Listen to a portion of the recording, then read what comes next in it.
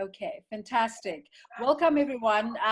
Thank you so much for making the time, and apologies for the late start. We had to ensure that everyone is in the conversation right from the beginning.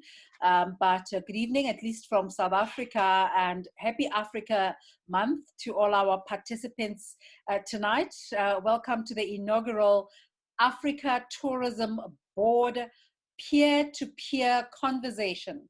It's themed Promoting African Tourism Post-COVID-19. We just heard some wonderful news from Lefteris before we started, saying Expedia is saying that bookings are picking up already. So something good to look forward to. But let's just revisit the fact that we, in Africa Month, we're celebrating Africa Day, Monday. In his Africa Day speech, the president of South Africa and chairperson of the African Union, President Cyril Ramaphosa, said, quote, COVID-19 will have a lasting impact on our ability to meet the aspirations of the African Union Agenda 2063, unquote. This pandemic has turned every strategy on its head and forced every sector of society to just review their plans. Tourism hasn't been spared. In fact, the latest UNWTO impact assessment of COVID-19 outbreak on international tourism says travel and tourism is amongst the most affected sectors. The World Bank estimates that the health and economic consequences of the virus will result in sub-Saharan Africa's first recession in 25 years. So clearly, there's an urgent need for your inputs tonight as Africa looks for solutions to revive both the health and economic sectors and every other impacted area of our lives. It would help as you give your inputs to revisit the core mandate of the ATB, which is to promote and grow tourism on the continent in order to contribute meaningfully to social and economic development. ATB also wants to be one of the enablers of the Africa Continental Free Trade Agreement, the AFCFTA, whose first trade under agreement was due to take place on the 1st of July. That's a bit questionable now. It might not be going ahead, but kindly keep in mind the so-called new normal as well. As you deliver your contributions to the conversation here, we hope to have a meaningful 2 hours. Please be mindful of time to allow all participants sufficient contribution. A few house rules. Please turn off your microphone when you are not speaking, as there might be background sounds where you are that might not contribute well to the conversation. There's a chance we could pick up either your background sounds while another person or kids are speaking in the background and distort the presentations. If you want to contribute any comments, please send them to the administrator, and those will be included in our Q&A session later on. Let's now introduce our speakers for the day. The Honorable Amina Salum Ali, the Minister of Trade and Industry in Zanzibar. Just say your quick hello.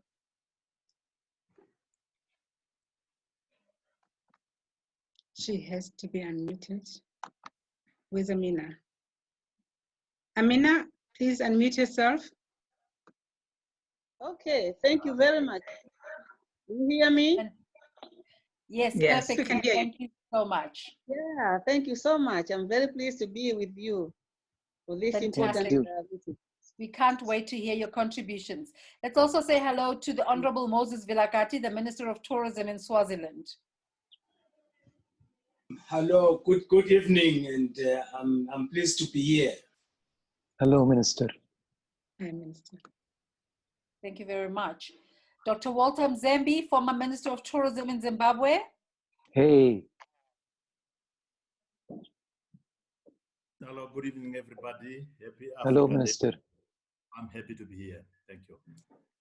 Thank you very much. Honorable Alain St.Ange, former Minister of Tourism, the Seychelles.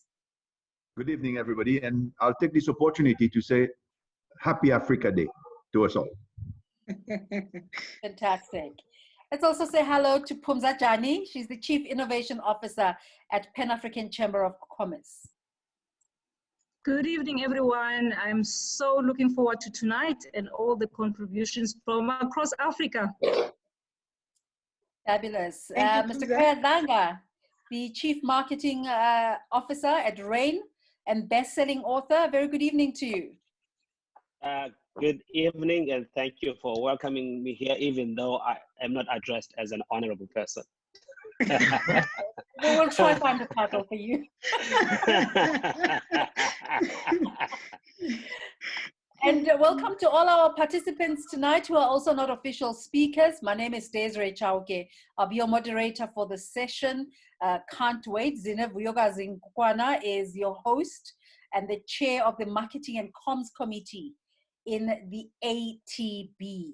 Before we invite our speakers to make their submissions, I'd like to welcome the chairperson of the ATB, Mr. Cuthbert Ncube. Mr. Ncube, the stage is yours, so to speak. Let's unmute. We're going to unmute you first, Chairperson. All right. Please unmute yourself. Yes, there you are. Okay. Ladies and gentlemen, a very good and warm evening to you all from South Africa. As we engage and meet under these unprecedented circumstances, dear friends, far and wide in celebrating our Africa Day, my deepest appreciation goes to our panelists who will be taking us through a path of navigating our resolves in synchronizing a well-coordinated effort as each and every member state is gradually opening their doors of economies. Africa is home to 17% of the world's population, but only hosts about 4.4% share in worldwide tourism arrivals. It cannot be business as usual. Therefore, time is overdue for the continent to take a dive in looking inward for its economic recovery. We need to be influenced by the past and be motivated by the present and be empowered by the future in our resilient spirit of Africa. As African Tourism Board, our task is to propagate and attain responsible and sustainable socio-economic development on the African continent through travel and tourism. Colleagues, may I commend our marketing and communications team for convening such a monumental engagement. Our distinguished panelists, may I be honored to welcome you once again, our Honorable Minister Amina, Salum, the Minister of Trade and Industry in Zanzibar, Karibu Mama Nyumbani, and the Honorable Minister Vilakati, the Minister of Tourism in Eswatini, and also the patron and advisory board member of African Tourism Board. Wamugelekile Baba. My brother, we have just attended an event hosted by SCAL International in India on rebuilding travel. Mr. Alain, St.Ange, former long-serving Minister of Tourism in Seychelles, also serves as a patron and advisory board member of African Tourism Board. Dr. Mzembi, long-service former Minister of Tourism in Zimbabwe, who lobbied for the 20th General Assembly of the United Nations World Tourism Organization to be hosted in our African soil in Victoria Falls, and demonstrated true spirit of unity and brotherhood by co-hosting with the neighboring Zambia.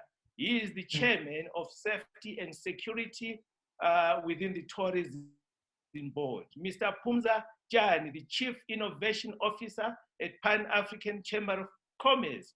Wamgelegile sisi. Mr. Khaya Dlanga, the Chief Marketing Officer at RAIN, the best-selling author in South Africa. You welcome my brothers and gentlemen, our one and only Miss Desiree Chauke, the marketing executive and broadcaster, who will be steering our discussion for today. To our audience from all parts of the world, We want to welcome you all. It is indeed an honor to audience with you as we celebrate our Mother Africa, and tourism has enabled us to gather today. I can assure you that we will emerge stronger from this period of intricacy and discord. Thank you so much to Dr. Taleb, our patron as well, who has joined us in inspiration within the tourism sector. We really thank you and appreciate your presence. Thank you very much. Chairperson, we thank you so much for those brief but very meaningful comments as we start our conversation. Our first speaker for tonight, and as we go through the program, I would like to go through some of the scenarios that are highlighted in the UNWTO tourism report. But let's allow our first speaker from Eswatini. Thank you so much, Honorable Moses Vilakati. Could you please lead the way for us? Your 15 minutes starts now. Thank you very much for such an opportunity. COVID-19 has brought a lot of economic hardships across the globe, with the tourism sector receiving the immediate impact and likely to be the last to recover. Most countries, as you're all aware, depend on tourism as it is a significant contributor to GDP and employs a large number of people with varying skills levels. A total of 67 million tourists visited Africa in 2018, representing a rise of 7% from a year earlier, making Africa the second fastest growing region when it comes to tourism after Asia Pacific. Tourism is one of the most important industries in Africa and contributed 8.5% of GDPs in 2018, according to WTC. In response to the devastation that has been brought by COVID-19 in the tourism sector, African countries need to present a united front to successfully sell Africa as an all-new leading tourism destination. There is therefore a need for policies that will ensure a coordinated response and ease of movement of tourists across the continent, starting with regional blocks. This could be done by identifying the common tourism themes and synergies across Africa and leveraging on them as a collective, thus enhancing tourism development and promotion in the continent. The following is what I believe needs to be done to resuscitate the tourism sector, to push tourism even to higher levels. One is the issue of visa for tourists. Regional blocks should adopt visa that will ensure ease of movement of tourists from one country to the other. As we are aware, most tourists prefer to visit more than one country in a region, thus having different stamps on their passports. And this is usually limited by visa regulations that differ even with neighboring countries. When a tourist visits one country, that visa should also allow the tourist to visit the other country. This will ensure that all countries with a regional bloc can benefit from tourist visit from neighboring countries. Some SADC countries are already doing it, particularly when you look at the Khaya Transfrontier Conservation Area, wherein Zimbabwe, Zambia, and even Botswana is benefiting the smooth flow of tourism traffic. The other policy that I think is of importance is cooperative marketing. This policy will ensure that Africa original blocks are sold as one destination with a well-coordinated marketing strategy. Regional synergies will ensure that when people visit tourist destinations, they are all under one package. Tour operators will be enabled to sell a complete regional experience to tourists with one pay point. This will combine the competitive advantage of each country into a collective advantage for the region and also East Africa as a whole. This will ensure that there's a complete package for Africa. I think the EU is doing a fantastic job in this regards, because Africa has got culture, wildlife, adventure tourism, scenery, which can be shared amongst countries. The third policy intervention that I think needs to happen is one related to integrated quality and standards. Education and training is at the center of this policy. Amongst other things, this policy will ensure that there is uniform grading and client service across the bloc, proper facility developments and monitoring of standards from all member countries will be enforced so that the standard is the same across the region to ensure client satisfaction and uniform experience. Skills of service providers will be developed through education and training on an ongoing basis. This will assist in ensuring that tourists of high level of care and memorable experience will make Africa or the bloc to be a desirable and competitive destination. The fourth one, which I also believe is of importance, the fourth one is a coordinated destination management. This policy will ensure that management and governance across the bloc will work towards developing and advancing tourism. There will be coordinated efforts to resuscitate tourism across the blocs should there be a repeat of a situation which will be similar to the one brought by COVID-19. Who knows, there might be another one that will come in the years to come. So any interventions for the sector should be spread across the bloc and have members to ensure that this is implemented effectively across Africa. The fifth one, which I also feel is of important, is the one on open skies on intra-Africa travel. This policy seeks to address the current challenges of aviation and transport within Africa. We know that over 10 million Africans do visit Africa from one African country to another. But we have realized that there is a challenge when it comes to the open skies. So I believe that that needs to be reviewed. Most destinations from Southern Africa to North and West require a connection. That would be via Europe, which speaks to the closed African skies, thus limiting the intra-Africa travel and going against the Yamoussoukro decision. The last one, which I believe is also of important, is the one related to COVID-19 resilience. How to ensure that in future, we can work as a team to make sure that the regulations, particularly when it comes to safety, can be shared across Africa, so that if you go from one place to the next, there will be uniformity of safety standards, which will protect tourism from infection. Tourists from infection as they move across the bloc and as they move throughout Africa. For me, these are the high-level policies that we need to navigate. And if we can do those, I believe that Africa would ensure that all the tourists would flock to Africa, and Africa will immediately be the best destination for all tourists throughout the world. I thank you.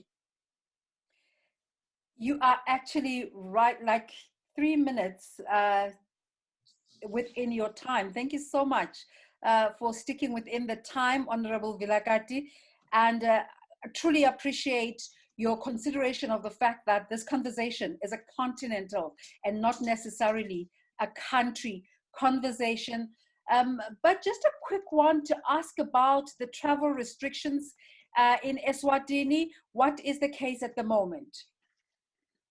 At the moment, obviously due to COVID-19, the borders are still closed, except for essential businesses and essential services.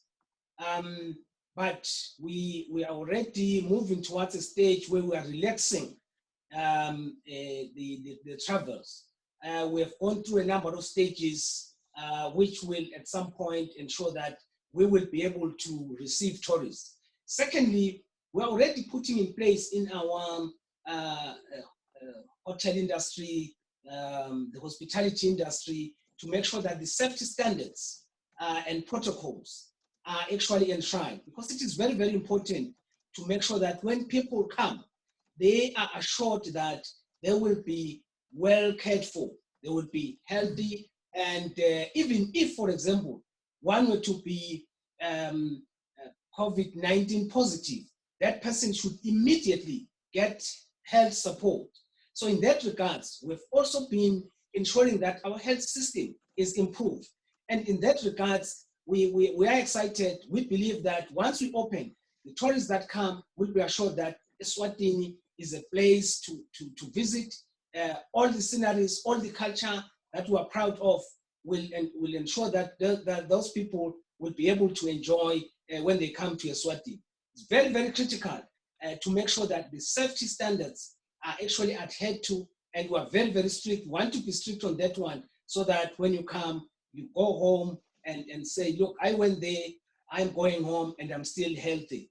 Also, we are now on the verge of training the employees, because I think there will be a need for competitive advantages when with regards to trainings, because the COVID-19 has changed the dynamics. But I believe that if we train them to make sure that all tourists that come, they are given the warm, welcoming Siswati way of Ubuntu. And I think that will help us. I think lastly, the issue of complementarity definitely will help us as a bloc, particularly in the SADC, and then as Africa as a whole, to make sure that we can then be able to amass all the tourists that we need to flow into Africa.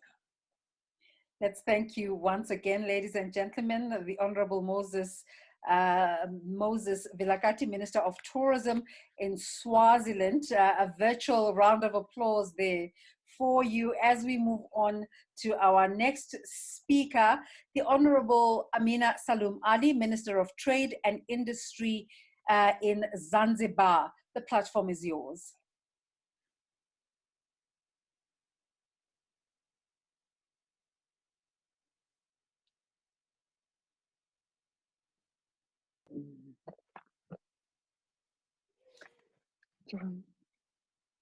Minister Salum Ali, do we still have you with us? Yeah, are you with me? Yes, we can hear you now. It's your turn to give your insights. Okay, thank you very much. I was saying I would like to give everyone who is present today a happy Africa Day. And this month, for us from Africa, it gives us opportunity to really show our Africanness as people and to reaffirm our uniqueness as a continent, but also to reaffirm commitment of our leaders, like His Excellency President of South Africa, when he gave fantastic speech, which I agree 100%, to push for the agenda of making Africa great again. My previous speakers have talked about the time that we are in right now. Not only Africa, but the entire world is facing the COVID-19 pandemic. But that calls for our countries to go back to the drawing board and see what we can do to be able to overcome and to prepare for future the tourism sector. Africa economy is still fragile for many countries, but some depend on the tourism, some depend on other transit trade, etc. But many countries will depend on tourism. So I think there is a need to develop a good mix of strategies to promote intra-African tourism, and also to involve women to participate and to contribute heavily in the tourism sector. I have following reasons. The first reason, we talk about destination Africa, that means inbound tourism, but also for intra-African tourism. But also right now we are in the beginning of implementation of continental free trade area. That means inter-African trade will provide a new platform to raise the awareness of the opportunities, attraction, and all other aspects to both African and foreign tourists who are coming to visit our continent. But also it will boost awareness of history and support Pan-African sentiments Also, Africans and foreign tourists will connect well in knowing history of Africa, because Africa, our history is more Eurocentric, but we'll be able to know when they visit Africa, and including our own African citizens, they'll be able to know in detail what had happened, what was the history, what was the ancient history, and also to make that history into profitable business. We also will know about contribution of Africa in all those great religions, Islamic, Jewish, Christianity, and also get familiar with African religion and tradition like West African, Yoruba tradition, and etc., etc.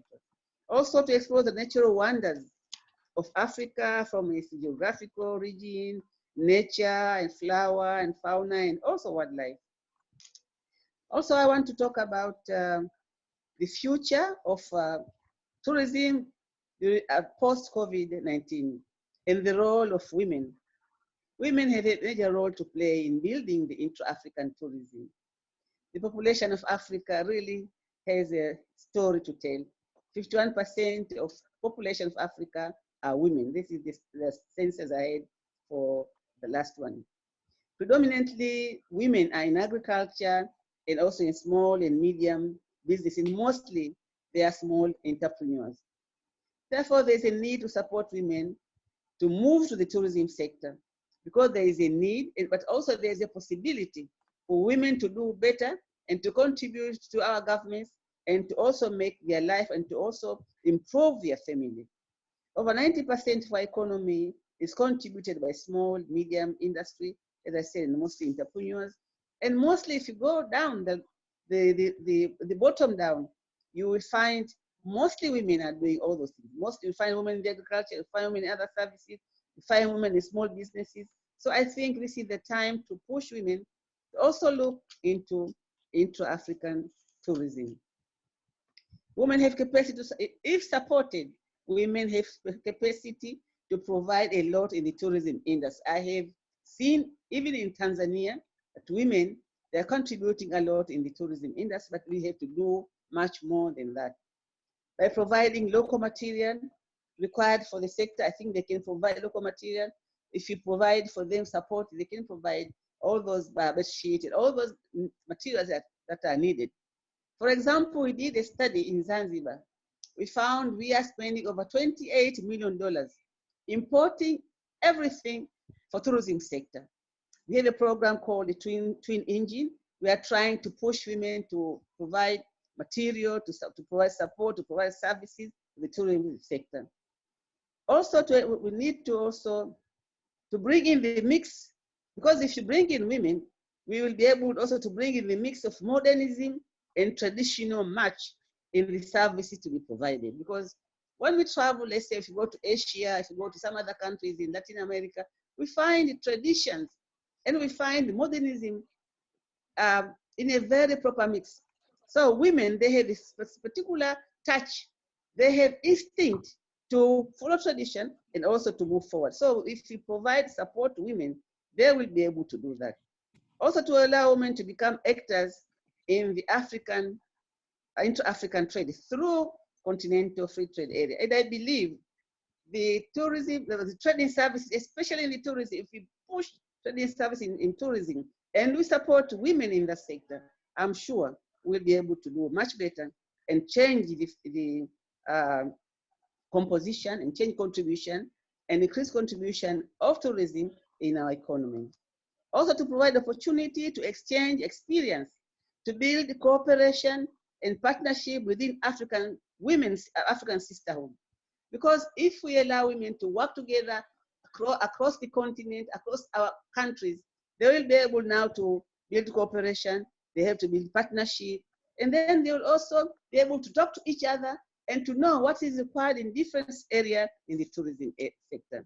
What needs to be done to support women initiative and direct them to work for intra-African tourism? Number one, to provide and facilitate financing, especially for cross-border investment for women. Funding should be accessible and should be easily, and not expensive. Capital investment and skill development and training has to be provided. We have to support women to be able to know market information, also to know designs, what new design is needed for the tourism sector, what are the quality improvement needed, also how to create the wellness, and also to provide other services for the tourism sector. Therefore, my colleague, there's a need for both government and other institutions like ATB and other institutions to be involved to make the difference. Women of Africa are ready. Women of Africa, they have initiative. Women of Africa, they are resilient. They are doing a lot of things. Let me finish by giving you an example. When I was pushing women to be able to do e-commerce by using DHL platform, I was giving an example of women in some part of the village in Ethiopia. That village, men used to sell goats, goats for ordinary, for people in the village to eat. But somehow NGO told the women, said, why don't you use the skin to be able to do very good leather sort of a rug? So women, because of the initiative, now they don't fight with their men. They are using the leather from the skin goat, and they're doing a lot of business. And DHL was telling me that type of business is getting a lot of demand in the hotels in other areas. But we can do a lot. I gave you an example because I know we are doing the same thing to provide support to women. Why can't we allow a woman from South Africa to be able to design, to be able to come and do a lot of things for tourism industry in Kenya, in Tanzania, in Nigeria, and other countries? It is possible. What we need is to government to be able to take deliberate policies and to put strategies to be able to support women. And I'm sure, my brothers and sisters, it's going to be a game changer in the tourism industry. Thank you very much for giving me the opportunity, and I'm ready to continue to listen to other speakers. Thank you very much. Thank you very much to you, Minister Salum Ali, for keeping within the allotted time. A quick question for you. You were talking about bringing women into the fray. The second global report on women in tourism says 54% of the actors in tourism are already women. Just in terms of finding solutions, in terms of the recovery from COVID-19, what do we need to do to ensure that this contribution is meaningful and impactful? Yes, COVID-19 has given us an opportunity to sit down and think what other methods we can use, or what other strategies we can use to be able to change the dynamics. And in that respect, although there are 54% women involved in the tourism sector, but we can do better than that. And as I said, it's difficult for women to get access, let's say, to financing, but also difficult for women to be able to understand what is required. For instance, what is required in, let's say, Swaziland, in the tourism sector. So what we need is to do a strategy and to be able to deliberately find a way to push more women in those other areas. Women, we see them in the lower portion of the economy, but we need women now to move from small and medium to this large scale, and they can do it. So this is the opportunity. Women should be involved in the bigger tourism industries, in the hotels, and in providing services, and in providing wellness, in providing welcoming services, and also in terms of providing traditional information like cooking, like a type of food, like history, whatever we think is important. But I think we can do that. There's a possibility. We can do that. We have to sit down as governments, African Union, as government and our institutions, to be able to find a proper mix of strategies so that we can increase the number of participation of women, but also they should be in meaningful areas in the tourism sector. Thank you very much. Let's thank you again for your time. Let's move on now to the Seychelles. Of course, when you talk about tourist destinations on the continent, the Seychelles comes up there at the top of the list. But our next speaker is a former tourism and culture minister in that country, and perhaps Honorable Alain St.Ange, as you start your conversation, just give us a peek into how the Seychelles has been impacted by COVID-19. Yeah. Before touching on the subject that I'm meant to tonight for everybody, which is sustainable tourism, which I think will pitch us after COVID-19. COVID-19 has touched Seychelles as it touched the community of nations. This is quite clear. But Seychelles has fared well because we had 11 cases, most of them foreigners that came in just before the lockdown happened, and they came in with their COVID, but they were treated and have been able to go back as recuperated citizens.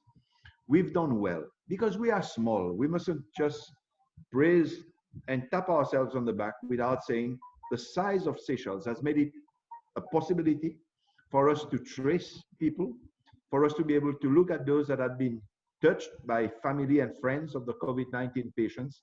So we came out very, very well. And soon now, early June, we start with planes flying in. Thank you so much for that, bringing us up to speed there. But in terms of sustainability, it's a big conversation now going forward, more than about recovery, but how do we continue to grow? Thank you very much, Desiree. I think sustainable tourism, when Africa looks at recovery, it must look also at a recovery that will be sustainable. We can't just recover today and then die tomorrow. We need to have something that is long-term for the Africans as a whole, for the 54 states of Africa. Tourism is clearly the industry that can still put money in the pockets of every African. But we need to do it well. We need to have this approach of sustainability, and this is for Africa to claim back its tourism industry. It doesn't mean we will not have people coming from the community of nations, but it means that players from Africa must have an important place to play in the industry, not just as kitchen cleaners or housekeepers, but more so as small investors. When you claim back, you find all the small industries, the backup industries that makes tourism tick. And I think this is where we have to look when we speak about sustainability. Yes, when we copy what is done in the greater world, we will find that sustainability for them means a property that doesn't touch this, that doesn't take a big area of floor space, but there is more to it. It must benefit the people of the continent, and that will be real sustainability. Today we know, and I think our chairperson, Cuthbert, earlier spoke about 4%. Africa, in this world of tourism, only touches, I think the last figures issued is about 6% before COVID, of the total travelers of the world. It is a small percentage. How do we grow it? And I'm sure the speakers coming after me, including Minister Mzembi, who we worked together for a long time, and Dr. Rifai, who is also here. We spoke about the need for Africa to rewrite its narrative. Today we have COVID, but the whole world has COVID. So Africa is not blamed for COVID, even though we see numbers of deaths in Brazil or in the USA, in Spain or elsewhere have surpassed expectations. But when we have Ebola, when we have a strike somewhere, when we have a disaster in Africa, the whole world touches it and puts the 54 states as if it was one country. And we are all lumbered with the difficulty of one particular country or a village in Africa. We need to take this opportunity as we are relaunching ourselves to say to the world, Africa will grab the bull by its horns and decide to rewrite its narrative so that we launch it on a sure footing that we are looking forward with a sustainable manner, but also the dynamism to ensure that Africa can ride this wave where today we are all stuck in a turbulent ocean, some of us riding in a super yacht, others in a cruise ship, but others in a rowing boat. I need to make the point as we touch sustainability, that sustainability won't come by itself. We need the political will. And I look at my good friend from Eswatini, and I say to him, Sustainability is us leaders in our respective countries that has to believe in it and then deliver for the people. We need to look at new things. Tourism, and this morning we had a meeting through the skull of India, and it became more apparent than ever. Tourism will never be the same again.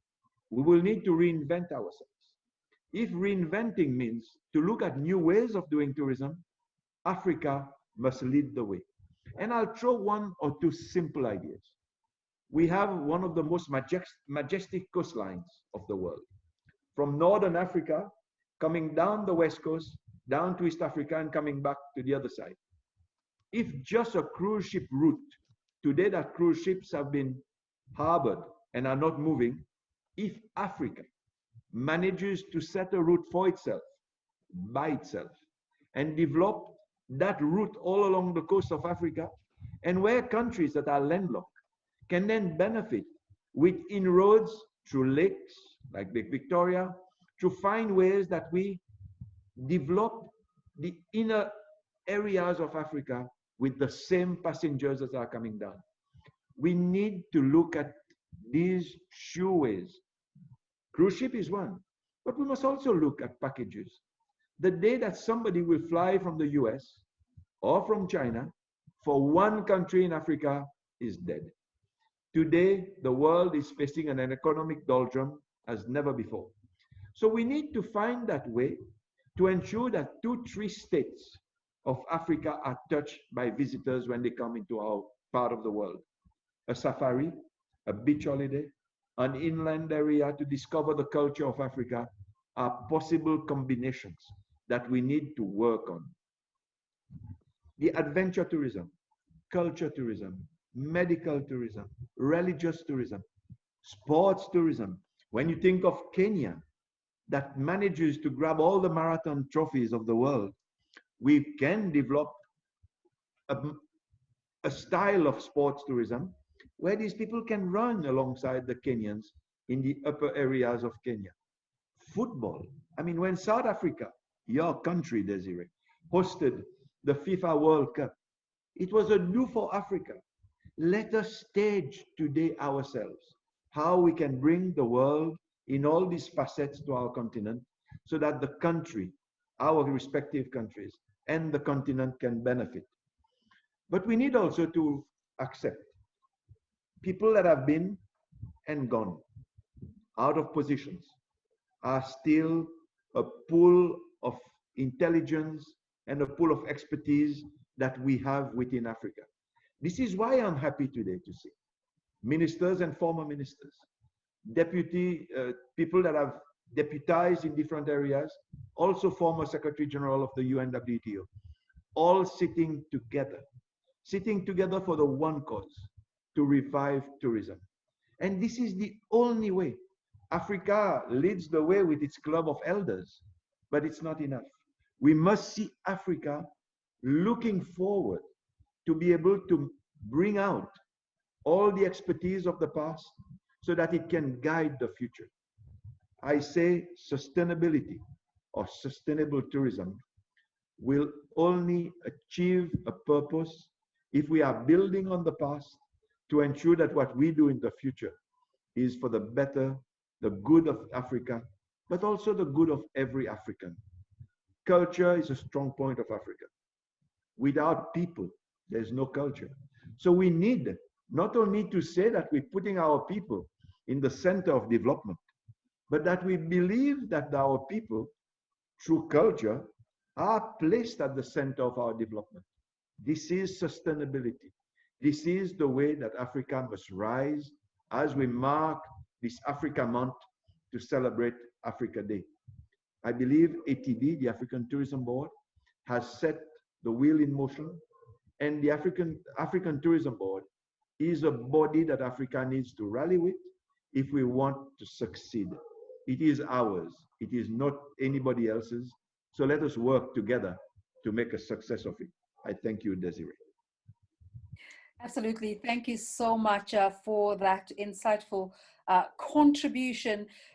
Just for all the sectors of tourism that you have mentioned in your submissions, the big bugbear has been the low profit margins across the board. Do you think that these tourism participants and contributors, how will they be able to respond to the requirement of the new normal, of new hygienic standards, which of course will have a cost effect on their profit margins? What we mustn't do is follow what is just being done for the sake of the new normal. I think it is important that Africa grabs itself, and maybe through ATB or through the African Union, we decide this is the norm for Africa. Yes, washing hands on arrival. It mustn't be as if you're walking in an ICU department of the hospital. It is a tourism establishment, and we need to ensure that it remains a tourism establishment. Tourism is a people's industry. If it is people, we must have contact with each other. You're not going to talk to robots as you come in. But why are we earning such a yield that is far below the normal yield of tourism? Because we are not using what we have. If you look at the beauty of Africa, from big game fishing to island resorts, we have everything. We have everything to make it a must to visit. It must be a must on anybody's list. Then it becomes the price that you negotiate. It is a must. You can start asking what you want. When we look at Seychelles, some of our highest yield resorts are owned through South African bodies, and they came in and even tempted us to look at a new way of setting up a lodge, to say, you have the beauty, you have the exclusivity, why not turn something that is really out of the ordinary? If the Duke and Duchesses or the princes of the world, all the famous people, use the Seychelles for their honeymoon or special holidays, it is because there are resorts, not everybody, but there are resorts that stand out. Africa must use the assets it has, must use every single asset. When the Queen discovered that the Queen of England discovered that her father had died and she was becoming queen, she was in one of the beautiful resorts of Africa, in Treetops Lodge in Kenya. If we all renovated ourselves, rediscovered the beauties of Africa, because we have everything, but we need to showcase it and not keep it at best kept secrets, but to tell the world that they exist in Africa. Thank you so much. And let me just mention that the gratitude for all the participation. I can see at this moment, earlier on it was about 165, now it's 163 participants. Welcome once again. And thank you so much for your interest in the program for today. As we move on to our next speaker, he's not only a former tourism minister in Zimbabwe, he is also a foreign minister, which makes him very the right person to be taking part in this conversation, where we're speaking about cross-border trade across the continent in terms of tourism. Let's welcome Dr. Walter Mzembi, the former Minister of Tourism in Zimbabwe. Dr. Mzembi, your contributions for today. Thank you. I have asked your technical team to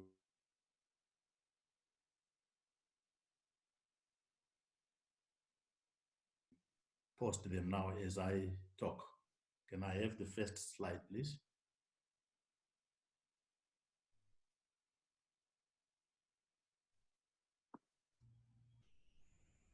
Walter, this is Jürgen. Just, I'm not aware of any slides, so I don't know who has the, okay, you can share the screen then? I have. Okay, okay, thank you. I have, okay. All right, I'm sharing that just now.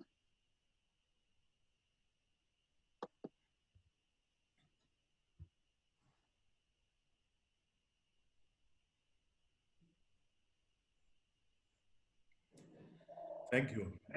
Enormity of the task of rebranding Africa is symbolized by the size of the continent, which is treated as a one contiguous product or destination, yet it is a conglomerate of 55 countries located thousands of miles apart. So we are talking about 55 brands, 55 images, 55 reputations, 55 economies, the sum total of which gives us a perception and reputation of Africa. You can see inside that geographical confine of the map of Africa, you can fit the United States, China, India, the whole of Europe. And in Madagascar alone, you can fit Great Britain. This is the size of the task ahead of us. But how do we proceed in rebranding Africa if we don't disaggregate, if we don't differentiate? Because if there's collateral damage, it is going to come from the non-performance of one of the 55. So our conduct, our behavior, in terms of reputation and perception, must not pose that collateral damage to any of the 55 countries, nor the continent as the sum total of the 55. If you look today at where we are with COVID, if I may put it in perspective, you will notice that we have had in Africa, as big as it is, you can go to the next slide, as big as Africa is, 124,000 cases and 3,700 deaths.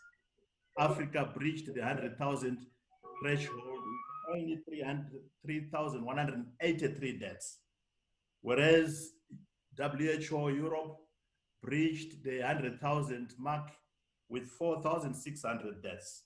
Today, statistics were at 5.7 million infections and 356,000 deaths. Please, can you move? Yes, yes, you are on that map now. It shows where COVID has been in terms of infections. Those above 1,000, in the bracket 501 to 1,000 and so forth. But because of the size of the continent, unless if we disaggregate, we differentiate, unless if we do what Alain prescribed as not taking a one-size-fits-all prescription, even if it's coming from WHO, we have the danger of having ourselves painted with one brush when in fact the size of the continent demands that we differentiate. So if we're going to disaggregate the continental brand, then we have to break it across or along regional economic communities. And we've got 8 of these acknowledged by the African Union. And they include SADC, they include ECOWAS, IGAD, AMU, ECAS, COMESA, CENSAD, and EAC. We have to make a deliberate effort to make sure that we break Africa in terms of brand construction along these 8 regional communities, because that is where the budget is sitting. If we don't do that, then it means if there's a problem in Zimbabwe, for example, where I come from, it rubbishes the entire continent. If there's a problem in Libya, it rubbishes the entire continent. And this is why I like the idea of disaggregating, because the vanilla islands can congregate in their own corner and keep themselves away from collateral damage as much as the other 8 African regional communities I've mentioned about can do. Next slide, please.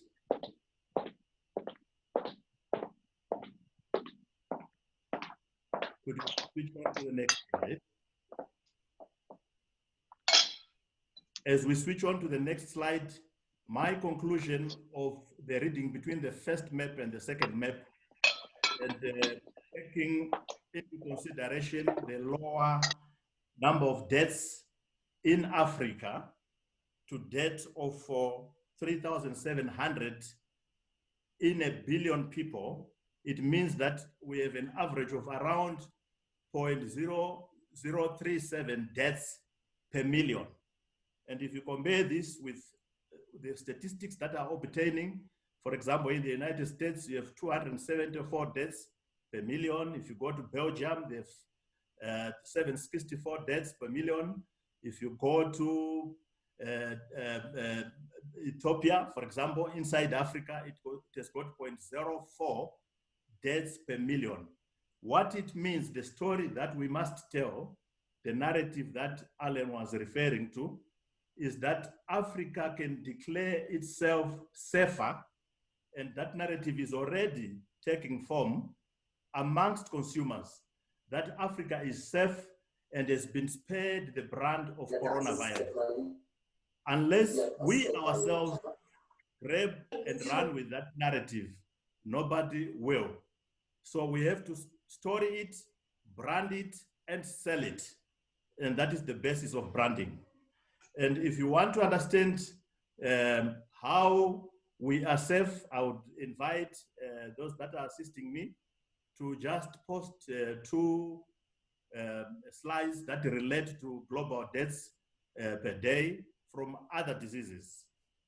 As they do that, before we come back to the hexagon of branding, I can share with you that global deaths per day are 150,000. The biggest killer today in the world is cardiovascular diseases, and they claim 48,000 deaths per day out of the 150,000. The next killer in terms of ranking is cancers, all sorts of cancers. They claim 18% of global death per day, 18%. The next round of top killers in the world per day out of the 150,000 is lower and upper respiratory diseases, which kill 11%. In the fourth place, it is where's my table? Technical team. You can see I'm reciting these figures from my head, and I need the tables to really reinforce this message.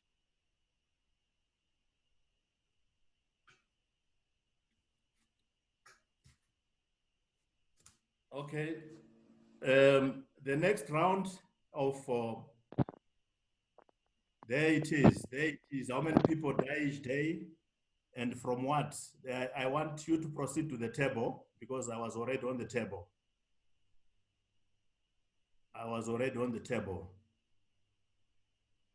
The next round of killers is your digestive and neonatal diseases.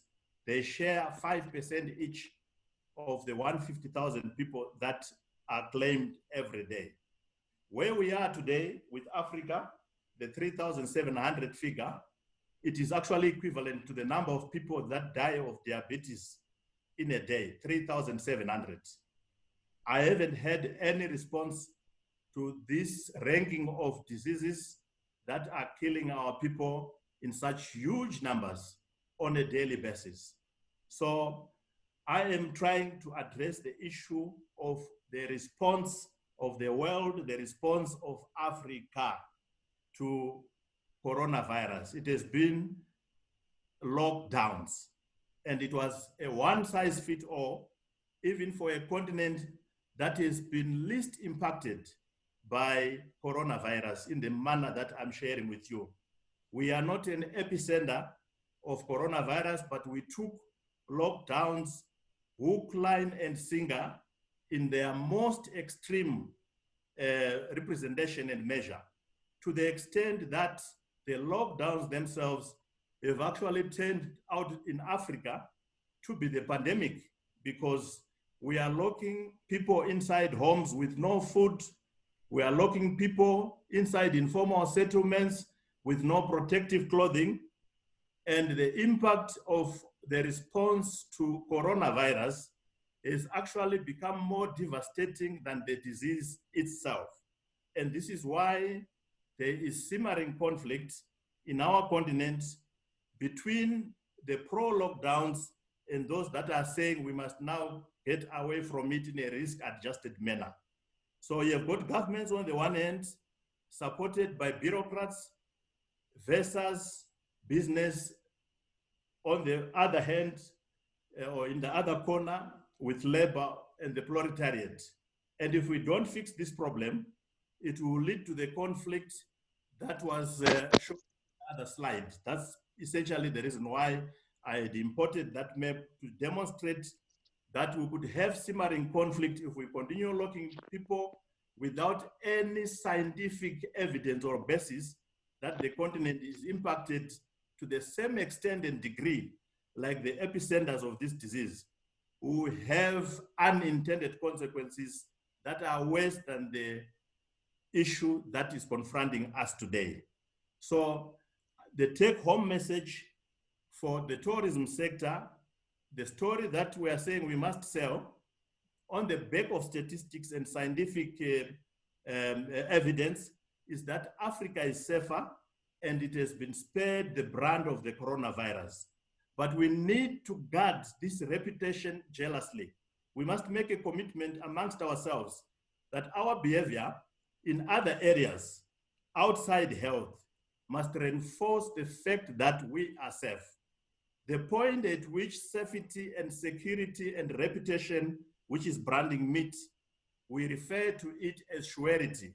So we must make sure that our message is reinforced but protected to the extent that we are safe, but our response is inordinate to the size of the threat.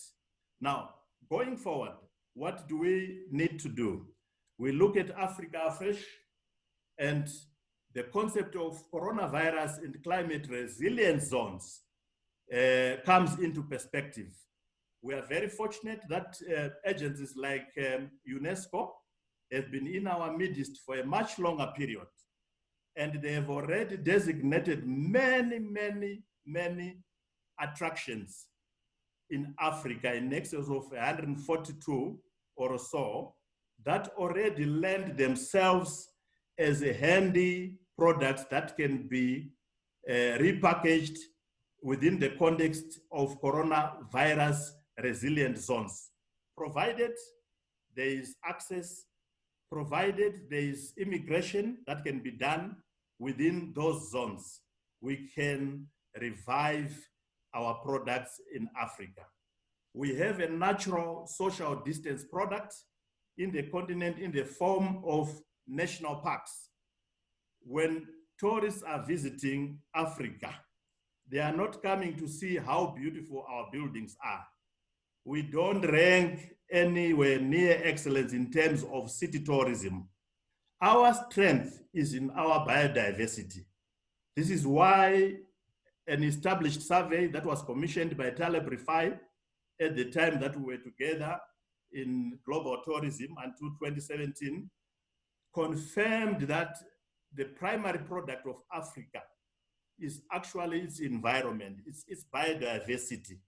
So your national parks are the most attractive product at the moment to the international consumer markets that have already been reported as coming back, as registering interest to come into the continent. They are looking for the safety that is guaranteed by our parks because they imbue within them a natural social distance assurance that is already prescribed by the WHO.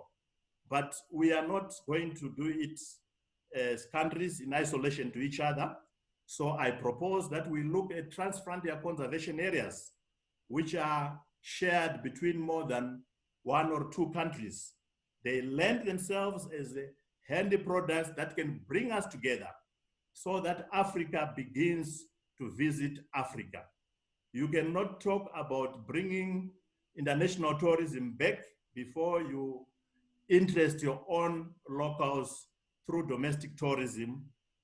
And this is the opportunity, this is the silver lining that has been spawned by COVID. A regeneration of interests through domestic tourism, a regeneration of local tourism, and this must be provided by government. Government must take leadership in the manner that it is already doing, because COVID, one of the things that it did was to bring Keynesian economics back into focus. We now see governments leading in social capital development, which in the past it was not able to do because we had said through the IMF and World Bank that government has no business being in business. But now we see government leading in social capital investment in the health sector, in education, in transport. That in itself creates enabler environments for the comeback of the sector. So I am advocating going forward for government leadership, but we must also speak to our governments to stop weaponizing COVID. We are seeing a lot of conflict in areas where governments are policing lockdowns. They are selling more conflict than what I'm talking about. They are selling more conflict to the consumer than what Alain was talking about. So we want to make sure that there's a COVID governance monitor that checks governments in Africa to make sure that they don't exercise excesses on citizenry as they police them in lockdowns. Lockdowns have already been proven that they don't necessarily control the disease. And Taiwan is a good example with 0.3 deaths per million. Ethiopia is a very good example with 0.40 deaths per million. So is other countries that are already profiling themselves by easing lockdowns to make sure that their economies come back. I thank you so much.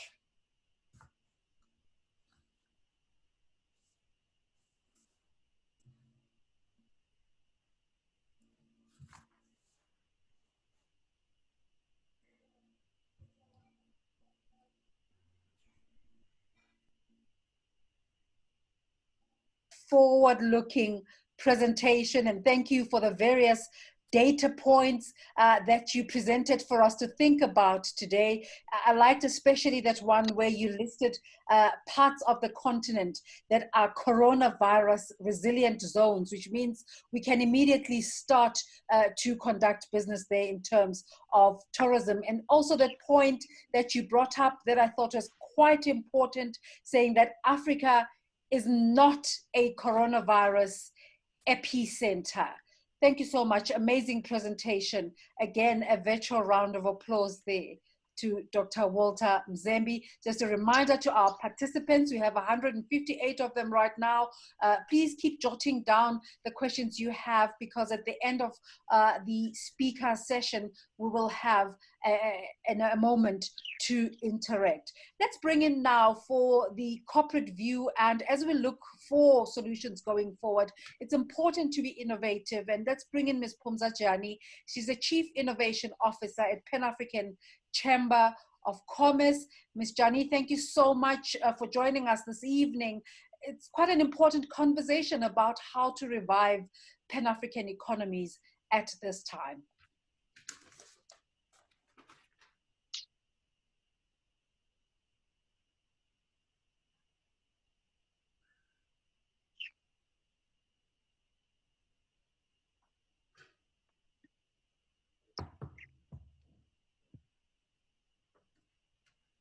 Ms. Phumza Dyani, are you able to hear us? The administrator, is Ms. Dyani's microphone opened? Good evening, can you hear me? Yes, we can, thank you. I was just saying, just to start off your conversation, just the importance of recovery for African economies at this time. That's a great question, Desiree. Let me just take you through the flow of thinking and what the thoughts have been around innovation and what initiatives can be placed to actually accelerate the recovery from COVID. I think it's both a long-term but also a short-term kind of view that says, what do we do in the meantime whilst we're implementing long-term initiatives? Zine, can I be allowed to share my screen, please? Yes, you may go ahead. It says host is disabled. I don't know. Host is disabled from participating screen sharing. All right, we will make you a co-host. Yeah, again, can we make Phumza yes, co-host, it's please? done. You're co-host. Go ahead now. Yeah, co-host. Wonderful. So thank you very much once again. I think the debates are really useful, and they are really quite engaging, and I can pick up some central themes that will probably talk to the presentation I'll share as well. So this perspective I'm looking at it from is going to be from the Pan-African Chamber of Commerce perspective, but also, yes, from an innovation perspective, as well as from a business perspective. You'll see that I have a bit of pride in Africa and say, these are the symbols that we need to start sharing wherever we go in. These are the things that we need to start projecting about Africa and be proud of what we actually have as the heritage of Africa. So the context I'm looking at it from is as a chamber, is saying that as much as tourism in the past was not taking a central role, we've realized that it's quite crucial for us from a developmental perspective, from how or the potential of it contributing to GDP, from also the perspective of job creation. South Africa is challenged, and I think the rest of Africa as well is challenged with creating jobs, especially for the less skilled workers. This is one industry, if we can boost it and really accelerate its growth, that can absorb a number of our citizens into the job creation. It has a multiplier effect because the tourists that come on board also spend in our countries and they create parallel industries. They help boosting parallel industries. From a world competitiveness perspective, tourism is really important. It contributes about 10% of global GDP. It creates about 1 in 11 jobs in the world. From our perspective, South Africa, it has only contributed about 2.8%. It has a potential for growth. In other indirect contribution, it contributes about 8.9%. It creates 4.2% of our employment. So when I look from a macro perspective in South Africa, tourism is actually not recognized as a very great contributor as it's supposed to be. It's supposed to be, when we're talking about the digital economy master plans, it's supposed to be top of the prioritization, purely because it is easier to absorb resources into the industry to create jobs without training or intensive training and requiring people to be skilled in complex technologies. It's also it's also projected to grow, but if the projections of the industry going by 2030 are looking at 60% growth, are we really taking our portion of that growth? In the competitiveness as well, you can see that we are all ranging as African countries in the late 50s in terms of the positioning that we're taking. Mauritius being greater, I suppose, in the countries of Africa, being number 54, South Africa being 61. But as a continent that has about 17% of the UNESCO sites, why are we in that position? What are we not using? How are we not using the information that is coming on board from these researches and using the data to create a compelling story? So looking at the gaps as well, competitiveness, the things that come out glaringly in those reports are the perception that Africa has an unfavorable business environment. There's a perception that the health and hygiene is not up to par, that we have a low ICT readiness. So the position I'm taking today is how are we using that information into creating a powerful value proposition and the image and the branding perspective of Africa.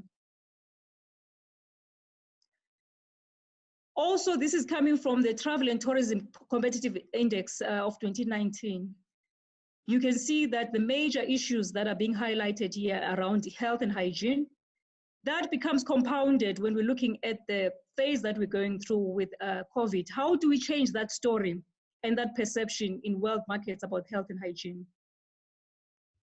The other part of it is ICT readiness, and I think my colleague Khaya will speak to ICT as an enabler of tourism. The question here is, if tourism is this important and requires ICT readiness, how is tourism not represented in the macro discussions around infrastructure deployment, in the discussions around the digital master plans? It is almost seen that travel and tourism is viewed in isolation and not necessarily viewed from a country national plans perspective, and also the parallel supporting industries that need to be supporting tourism. From an innovation perspective, when we looked around and assessed where Africa is, you can see that there's been some developments in as far as innovation. There are developments of Airbnb where they're using AI and chatbots and robotics when a guest is trying to book accommodation. There's a bit of use of also auto check-ins in some of the airports. There's also here and there some hotels that have automated that the guests coming on board, they easier have check-in and check-outs into the hotel. It is automated. But what we have not found is that integrated one experience that is Africa, that says in Africa, we have adopted digitization and we have made it as part of the experience of the guests coming into Africa. With COVID is also then a requirement for us to, as part of our value proposition, be more emphatic around our health facilities. We need to automate more around the visa. I think there was a discussions around the policies that we would need to integrate into our value propositions around visas. The terrorists coming on board also would need to access supplementary services like knowing where are the embassies, where are the police, where is the police, where is the shopping within the country that I'm coming to. So what I'm saying is that whilst there's been development here and there, it's disintegrated, and there's a requirement for us to be able to pull this thing together into a form of a platform that says when I come in Africa, I can access all elements of my travel within one platform. So where we play a role as a chamber, and we have recently launched a tourism center in the chamber, where we're saying the chambers become useful in that they are able to access both government and the public sector, but also the private sector. They are able to access academia for innovation. They're able to access SMMEs, who are quite instrumental in as far as innovation is concerned. We say it offers a platform for a multi-pronged approach to tourism, because it's not one fix in tourism. There's a number of aspects that we need to fix in tourism and address in order for us to be competitive in the world. There's been discussion tonight about the policy interventions, but beyond just the policies related to tourism, what are we talking to the infrastructure development policies of the countries? How is tourism factored into those policies? The digital master plans of the countries that are currently being crafted, and I've had a privilege of seeing the Ethiopia digital master plan, which was quite also, it was quite forward thinking in that it has started integrating aspects of tourism as part of the digital master plan and the industries that need to be developed. Today we talked about Brand Africa and how Brand Africa becomes a very crucial attraction for tourists into the country. It is very important for us to develop Brand Africa. So I've heard the previous speaker speaking about structure of maybe regional approach to branding of Africa, which is also welcome. But what is missing is that, is that a standard kind of, not necessarily standard, but a significant value proposition for Africa of what is Africa about. If you go to different countries, they are different, but there is one significant thing about Africa, which the Minister of Tourism in Seychelles mentioned. There's arts, there's power of arts, there's power of craft, there's culture that is significant to Africa. And unfortunately, we've not become, we've sort of abandoned that as a powerful attraction to Africa. So what we also then looked at and said, it is important to note what is the content that is going out to the world about Africa and how is it useful in attracting tourists into the country. We did a study as the chamber of the perception of Africa in the world, and it was led by the Columbian University in America. And the perception that we could pick up is purely driven by the news. It is purely driven by what people pick up about Africans in movies, what people pick up in advertisement about Africa. And the perception that's been created is not really good, which is a major input into attracting people into the continent, because the perception that they have about Africa is half the time about hunger, when UNESCO is lobbying for funding for saving Africa. Half the time it is about crime, but we need to have approaches to ensuring that we attract tourists into the country. So as a chamber, we have a segment that looks into filmmaking, into culture and arts, and we said there's a huge need of driving that into the multiple platforms that we have access to across the world and making sure that the brand of Africa is visible. There is also a need of linkages to be created for our members as well as partners in the tourism industry to the external members of our Pan-African Chamber of Commerce, meaning that linkages to different countries where we can showcase our value proposition into the various platforms. Alert from system device, low battery. Alert from low battery. Okay, that's not from my side. So innovative technologies are starting to come up, but they are coming up independently and by individual people. We're saying that there is a need for creating a platform for Africa where when all of the tourism companies can plug into it, and we offer an end-to-end value proposition and a platform for tourism. The AfCETA offers us a great platform for trading in Africa across the continent. We're looking at means of saying, how do we leverage those agreements for intercontinental touring for Africa? What we also said is that most of these things require, when it comes to digitization, we require a lot of investment into infrastructure. We're seeing that the chamber could be a platform for creating those platforms where investors as well as tourism companies can be merged together in order to form PPPs and ecosystems for developing the industry. Training was also mentioned today as a crucial part of integrating the smaller owners into the industries.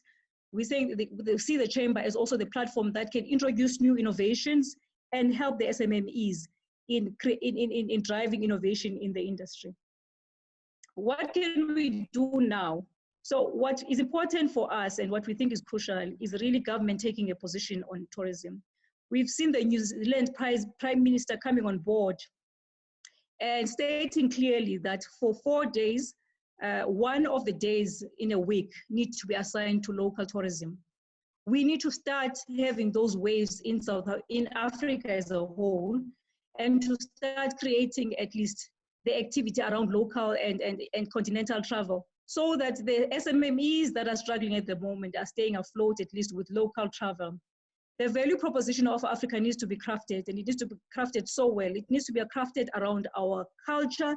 It needs to be crafted around our art, and it needs to be crafted around our beautiful skies, like the minister said, from the Seychelles. There's a lot to be crafted in the value proposition. We have, however, not managed to say, what do you get from going into Africa? In the short term, we need the government to also support the industry, because we've not set yet a time and a date of saying, when do we open the tourism industry for trade? In the meantime, the ones that have been, tourism industry is mainly made of the SMME market. And at this point in time, they are really under a lot of pressure, and some, have come on board to say they're really struggling. We need a lot more support to be placed in there. We've had comments coming from the SMME environment that says, we appreciate the support, we appreciate the contribution by the government, but we need a lot more contribution in the form of bookings for later rather than a loan scheme that is further putting us into debt. Yeah. We also say you need to have more collaboration in the industry, and you need to now, the industry needs to work much closer in order to extract value. We can't have a function of multiple people looking at the same thing. It's a scarce resource kind of a phase right now, and we need to see how we can best optimize and extract value from each touch point in the tourism industry. Private sector is important in contributing to the tourism. There are many events that would be attracting tourists into the country that have been cancelled due to COVID. How do we start then in the private sector, start activating those initiatives? Because it needs to support an ailing industry that is almost closed. Instead of completely shutting down and cancelling events, how do we help to really optimize on the events that we have, whether we set restrictions around the number of attendees, but to not totally stop cold in any events, because you need the industry to stay afloat. Also, the flexibility becomes important because the resistance to booking at the moment is sometimes factored by the fact that when the time comes and things have changed, the refund policies need to be at least, they need to be flexible enough. Aware of the time limits. Okay, that's it. And I think the important thing is really the crafting of the value proposition as well as making the value for money. Yeah. That's it. Thank you so much for that enlightening presentation. There's a lot to unpack, of course, in all the things you have said, and that requires slightly more time than what we have here. But just a few questions in terms of your presentations. You said something about the Chamber of Commerce having a tourism center. How much are you engaging in the conversation about intellectual property in tourism? Because you also touched on digitizing some of the processes, and most of those are covered by intellectual property with owners who are not necessarily from the continent. Mm-hmm. So that becomes very crucial because exactly what you're saying is contributions, and most of the time we are using open source systems for creating the platforms, meaning that it's contribution from multi kind of countries kind of approach. So within the chamber, we have IP lawyers that are looking into aspects of how do we effectively structure the IP that is part of the contribution into the platform. So we structure the agreements with the various contributors of all the countries. Yeah. And in one of your slides, I saw a note about PPP ecosystem. Is this the same PPP that's the topic of the time, or is it a different PPP? Look, I think the PPP is probably going to be significant for Africa, for South Africa, purely because there is a fiscal burden on the government at the moment. So some of the innovations that we're coming up with are really driven by digitization, which is resting on infrastructure investment. So when we've been challenged with all these years in actually putting down the connectivity in all the, nationally, post-COVID is going to be worse. So we need to have creative ways of how do we create the money for the investments into the infrastructure that will drive digitization. Thank you so much again for your contribution. Khaya, you've been waiting in the wings. It's your moment now. You can come in and tell us those things that really do happen to you in the e-digitization space. How is this space making sure that accessibility is possible for tourism, people who interact with tourism? Thank you very much for inviting me to participate in this panel. It is not often that I get invited to talk with honorable people, so I appreciate this. I'm also not I'm not like most people. Well, a lot of people on this panel are heavily involved in the tourism sector. I am not involved in it in any shape or form, except as a tourist myself. That's how I really see myself as one. So do pardon my contribution. So what I want to start off talking about is, I really want to talk about what Europe is doing and post, pre-COVID, to kind of have a context into how we could shape ourselves. So if you're looking at what has been happening recently in Europe before COVID, there was a massive debate around the fact that there are way too many tourists going to Europe. Hello? Khaya, hi, sorry for a minute, please, for a second. Phumza, can you please stop sharing the screen? We can't see Khaya. Phumza, can you please remove your screen? Thank you so much. Go ahead, Khaya. Thank you. All right.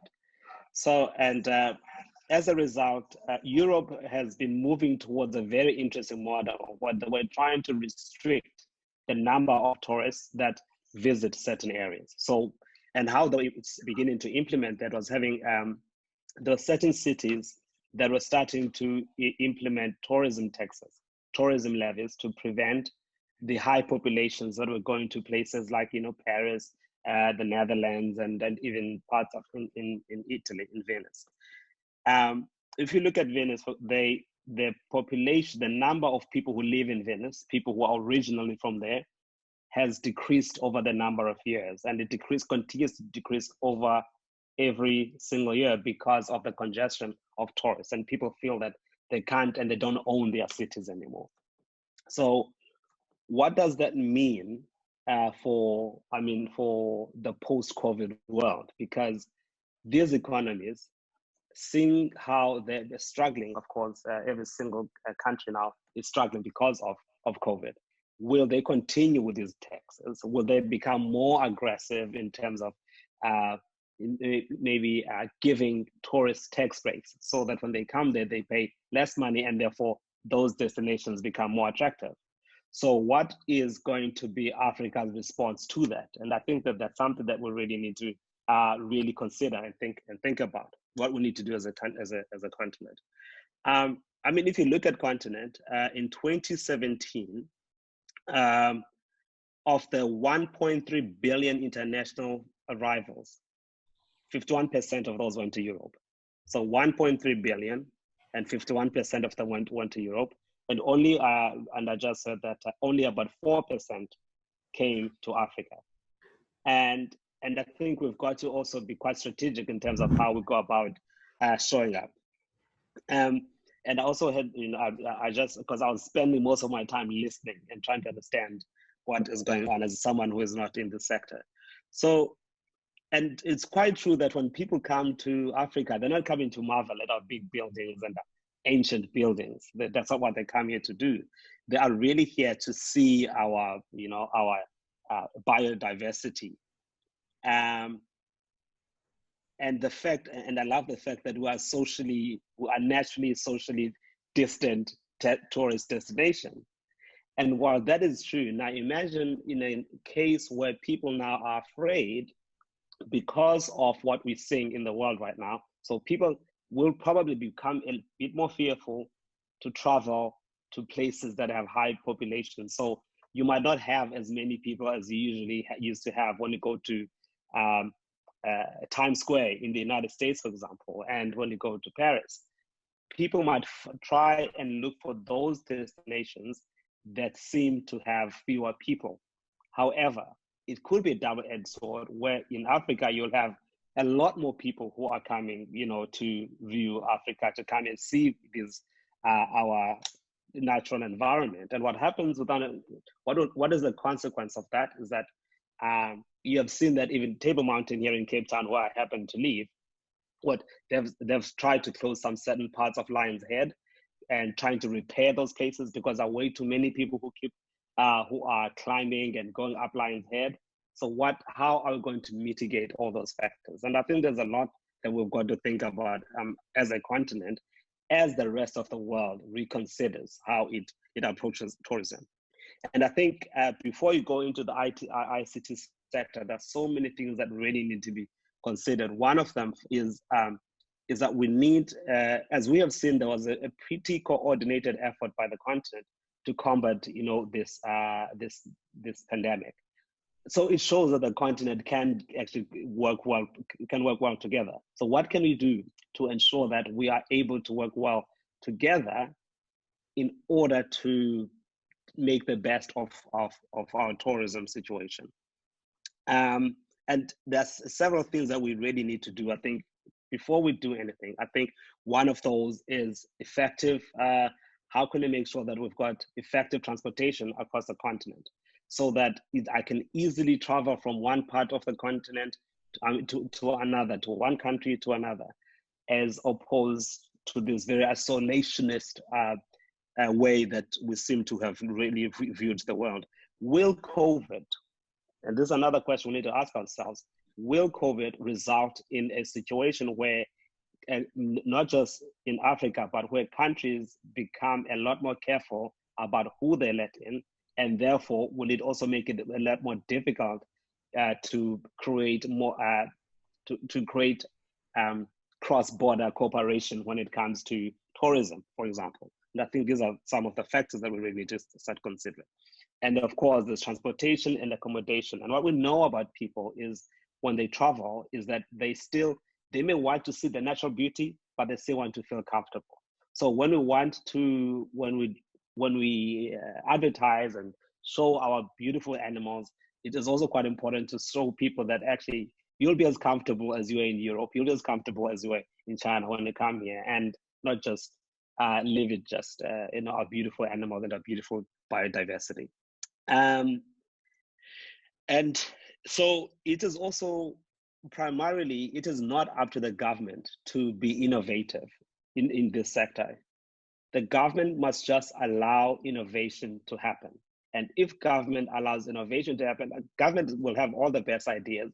But generally, as much as I love government, governments are not great at coming up with innovative solutions. All they have to do is provide the platform and legislation for that to happen. And then when it comes to now I want to talk to the sector that I come from. What I've always found personally difficult, it doesn't matter where I travel, whether it's on the continent or outside the continent, is the fact that when I travel to go to another country, what I need to do is that I may need to buy a SIM card in order for me to be able to communicate, in order for me to show the beauty of the country that I'm visiting. And a lot of you might find that in some of our countries is that we don't have a wide availability of free Wi-Fi, for example, because you don't have lots of Wi-Fi. It means that I have to go and buy a SIM card in order for me to connect with the people that I need to connect to.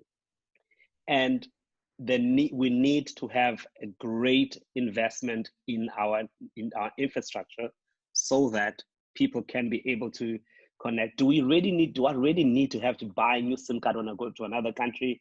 I think these are the things that we need to really think about, how telecom networks around the continent should be able to play nicely together so that people don't have to keep doing that, so that people don't have to be spending a lot of money just to be able to connect. And I think what we also have to consider is the fact is about contactless. It's going to be contactless everything. That's definitely going to have to be coming in the future. Since COVID, I don't remember the last time I handled cash, right? So, and what we also know is that when we look at a lot of this on the continent, there are lots of markets. So people go to markets and they trade and they buy things using cash.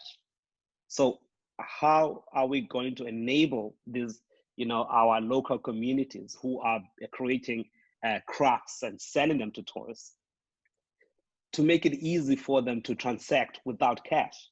And that is something that either what government needs to legislate, number one, and secondly, banks need to be able to innovate securely and make sure that people feel safe and comfortable in order to do that. There are a few countries that where you have the digital transactions, financial, that happens very easily, but how do we make it a one common thing across the continent? As we know, in China, everybody uses WeChat. I think that is called WeChat. And in China, you don't carry cash, and that's what people use. They just use their phones to pay for everything across the country. Billions and billions of people doing that. How can we do that on the continent? And that is one way that will make it easier, one, for people to transact. Number two, it's going to be easier for people to spend money. And I also think it's a lot more secure. So, I mean, it's got so many benefits, because, you won't be coming back from the market with lots of money and then you're being mugged, on your way home. The money is in your bank already. So there are all those factors that we've got to think about. And lastly, I think that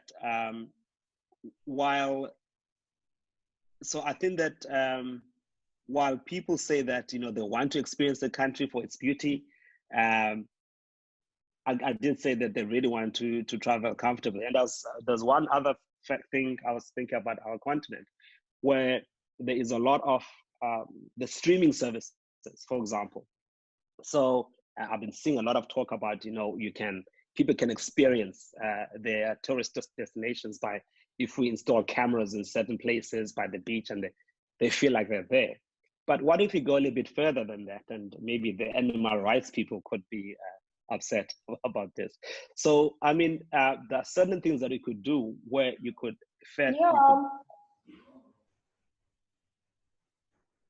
where one could we could take a GoPro, for example, and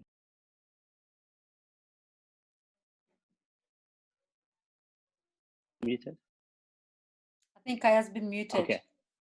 Okay, I'm unmuted now. I was muted, but now I'm not muted. So, and one of the things that you could do is that what if you were to take because what we do now with rhinos, for example, to keep them protected, is that some of them, they plant chips on these rhinos. So what if you put a GoPro on a lion, on several lions, put a GoPro on a rhino, and you can have an ordinary consumer he can literally just go on there and pay $5, $10, however much money, to see the lion behave in its own natural habitat as it would, without actually having people to interrupt without actually having to go into the nature conservation center. So, and I think that there's a lot of things that we can do to improve tourism on the continent. Khaya, thank you so much for those wonderful contributions. And of course, your industry is part of the enabler of tourism. As soon as people land in a different country, the first thing they're seeking out for is a SIM card, a different SIM card, so that they're able to communicate affordably. So I'm sure amazing projects that are underway, some that you can talk to us about, and some that you probably not allowed to talk to us about at this moment. But I imagine some great innovations that will be coming out in the future. You touched a bit on how the growth of the cashless society, that's inevitable really, and the tourism space is one of the areas where there's potential for growth for this, isn't there? Yeah, absolutely. And I think the growth there is very important, but unfortunately, I think when it comes to cashless, it is, for now, it's really designed for your city dwellers. And what about those people who are really not part of, who are not part of the formal economy? And on the continent, a large part of the tourism sector is not part of the formal economy. Yeah. So I think we've got to make it a lot more accessible. But thank you once again. Let me thank all of our speakers, including the chairperson of the Africa Tourism Board, Mr. Cuthbert Ncube, all of our speakers tonight, Honorable Amina Salum Ali, Minister of Trade and Industry in Zanzibar, the Honorable Moses Vilakati, a beautiful presentation, the Minister of Tourism in Swaziland, Dr. Walter Mzembi, former Minister of Tourism in Zimbabwe, Honorable Alain St.Ange, former Minister of Tourism in the Seychelles, Ms. Phumza Dyani, the Chief Innovation Officer, and to all the amazing participants. Yerkhan and Zine, with your direction, are we able to get the participants to give their contributions at this moment, perhaps have a conversation with them? Yes, Desiree, it's time for questions now. If people would like to ask any questions, and remember we've got about 30 minutes or so to do that. Please go ahead and let's give the participants the opportunity to ask the questions. Thank you. Zine, maybe if I could just interrupt since I'm watching the technical part. It's easiest probably if anyone who wanted to ask a question, just click on the raise the hand, it's a blue button.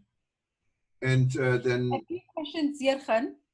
Yergen, a few questions were coming through as we were speaking. Have you been able to collate those?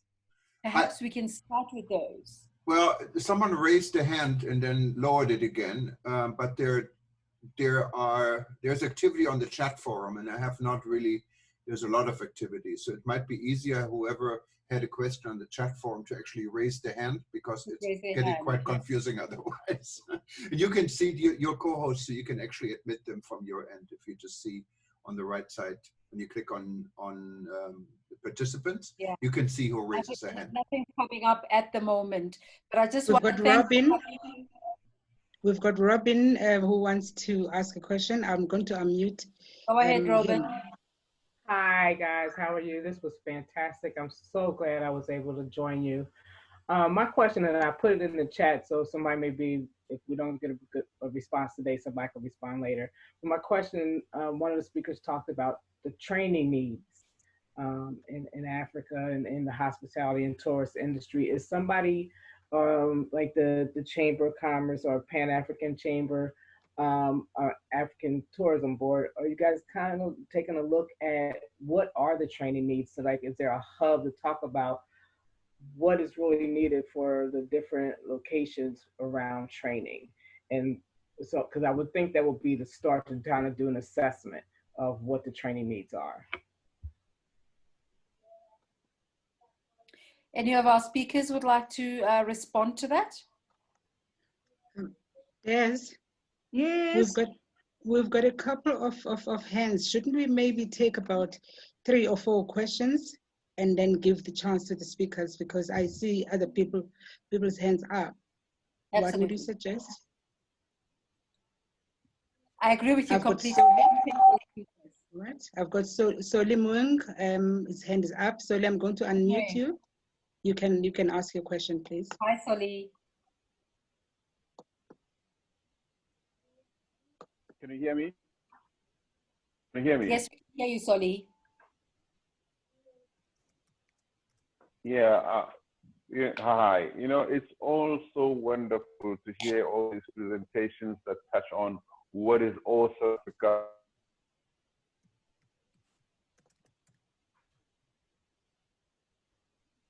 Okay. All right, we lost Soli there. I've got Sebenzile. I'm going to unmute you, Sebenzile. Sebenzile, you're on. Good evening, colleagues, friends. I hope you can hear me. Can you hear me? Yes, we can. Thanks, Zine, for recognizing me. I'm an avid traveler for both business and leisure, and I'm a member of the disability movement.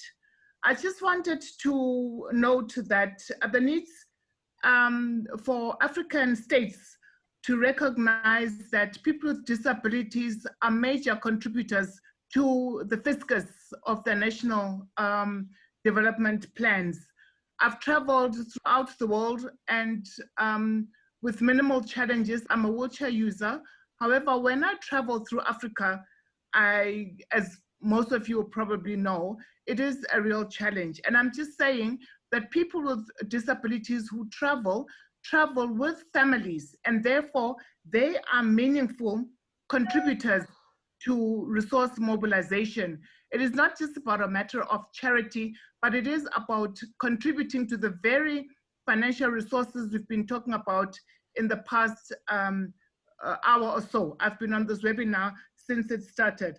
I'd just like to say the matter of inaccessible venues, facilities throughout the African continent really needs to be addressed. I've got friends from all over the world who want to come to Africa because they recognize the treasures that Africa has to present. But unfortunately, they're unable to even think of venturing because they're aware of the challenges that they will meet as a result of inaccess. So I'm saying, as opposed to us just developing policies that continue to exclude people with disabilities, can you ensure that as we develop policies to grow our tourism sector, we ensure that access and people with disabilities are part and parcel of those development strategies? I thank you. Right. I'm going to let Mai Urey to speak now. Mai Urey, you are on.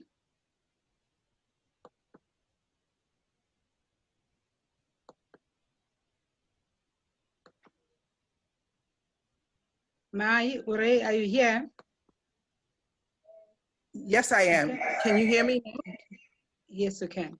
Yes, okay. My name is May Yuri. I'm the president of the Liberia National Tourism Association. My question has to do with a balance. Given that countries outside of Africa have, they all have a higher infection rate of COVID-19, whereas we have, ours is not that high. What is the balance between trying to get tourists over to Africa vis-a-vis the kind of burden it will put on the health sector? Thank you. Right, can I take just one last question before we go to the others? Zine, can I just say before you move on to the next question, can I ask Honorable Mzembi to respond to May when it comes answer time? Okay. When we move to answer time, yeah. All right. There was someone, Zaid. Zaid, you had your hand up. Yeah. You're unmuted now. Yes. Good evening, everyone. It's been a joy to be part of the process this evening, and I'm quite impressed with the contributions from the different presenters. My main suggestion is being covered a bit, but as we all know, tourism has gone digital and it's data-driven now. My own suggestion for Africa as a whole is to try and have a data-driven policy towards tourism in terms of treating Africa as one, but again, looking at the different economic units for efficiency. Thank you. Thank you, Des. I think that's the first set of questions. Then I will take the others as soon as these ones have been answered by our speakers, please. Can we get an indication from the speakers in terms of the questions you'd like to answer? Zine, evening, Desiree. Can I take the question on training? There was a specific question about what training. That's the first one. Yes.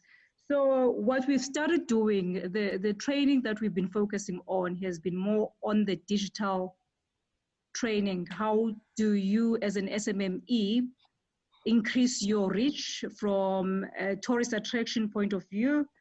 And everything that we've structured currently has been really around how do we use digital tools for enhancing your current business. So as more and more requirements, as we get the more requirements, we will then roll out to other elements of the requirements. But for now, what we have right now is how do we load your content onto the platform? How do you become more accessible to external tourists? And how do you market your brand effectively? Thank you. Desiree, if I can put a few words from the African Tourism Board in this. I think the training factor has been discussed at length in the ATB board forums, and something is being planned with different universities so that a resolution will come out soon where people from different countries of Africa will be invited through their respective bodies to register and have a training, especially the retraining. As people lose jobs, we need to find a way for ourselves in the African continent to be reskilled so that we can find employment. And this is one of the measures the African Tourism Board is working on nowadays. Can I just come in there? Can I just come in there, Des? Hi, Des. Absolutely. All right, thank you. I'm going to unmute Dr. Taleb Rifai, who is our chairperson at Project Hope within African Tourism Board. I'd like to give you Dr. Rifai, who's also, he's the ex-Secretary-General of UNWTO, and I know that he's very passionate about this topic of training. Dr. Rifai, I'm just going to give you a few minutes to just talk to us, to answer to that question of training, please. Where are you, Dr. Rifai? I'm here. Thank you. Hello, I'm here. Thank you. Okay. The issue of training is a very important issue, not just because it's a classical issue. It's because we are passing through a very, very difficult time now. Everything needs to be reassessed. Retraining is more important than training itself. All the staff people at the tourism facilities have to now learn new skills. Technology, for example, languages are very, very important. Even the way we conduct our tour operating businesses will have to be different. Hotels will have to be different. Airlines will have to be different. Sanitization is going to be a major thing there. Receptionists will have to work in a different way. We have to convey confidence and trust to people that we meet, because that's one of the things that we have to be trained to do. Even if it doesn't mean much, conception, the perception of safety and freedom, safety and trust must be communicated. That needs very extensive training. That's why training is a very important factor of all our work in the future now. Thank you. Thank you, Dr. Rifai. Thank you. You can go ahead, Des. Thank you so much, Dr. Rifai. Again, an opportunity to our speakers in terms of responding to some of the questions that came through. I know Mr. St.Ange had a bit to say, Phumza had a bit to say. Dr. Mzembi, would you like to give some responses? I've been asked to respond to the issue of how we are going to strike a balance between wanting a renewed traffic into Africa as a destination against the risk of admitting risk itself into the destination. I think my hazard on this, as we work out a paper for the Africa Tourism Board on a universal protocol on certified travel, is that everything will have to start at source. You know, for a long time, Africa has been at the receiving end of travel advisories. We're crying for a long time because it was destinations that were being qualified or embargoed from receiving source market travel. It is almost overnight, because of coronavirus, been turned into the reverse. It is destinations now that are screening traffic into their countries. So I guess at source itself, there will have to be a lot of monitoring of advisories by source markets, which ones are epicenters, how they are affected, to what extent. But I think we have to standardize going forward on certified travel, which checks people at source for all the indicators that can stop one from either boarding a plane or traveling to destination Africa. So there will be a lot of screening and checking at source. But I think we need to conclude around a unified certified travel certificate of some sort. I don't know, maybe Taleb can help me on this one, but that's how I see it. Thank you. Honorable Salum Ali, really threw a spell into the works, talking about a hardly spoken about element of tourism, the contribution that the disabled community make to the fiscus of many countries around the continent as they travel. What sort of solutions or responses would you have here?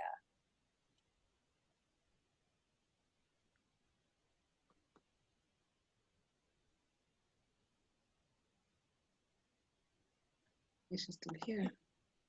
Do we still have Honorable Salum Ali?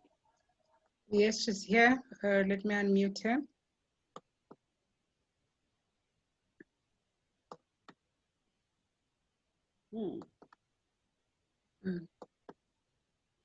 It looks frozen, Des.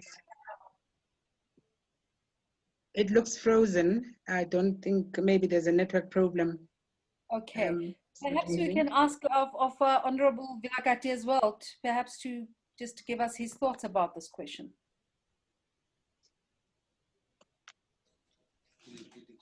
Am I muted or You're on.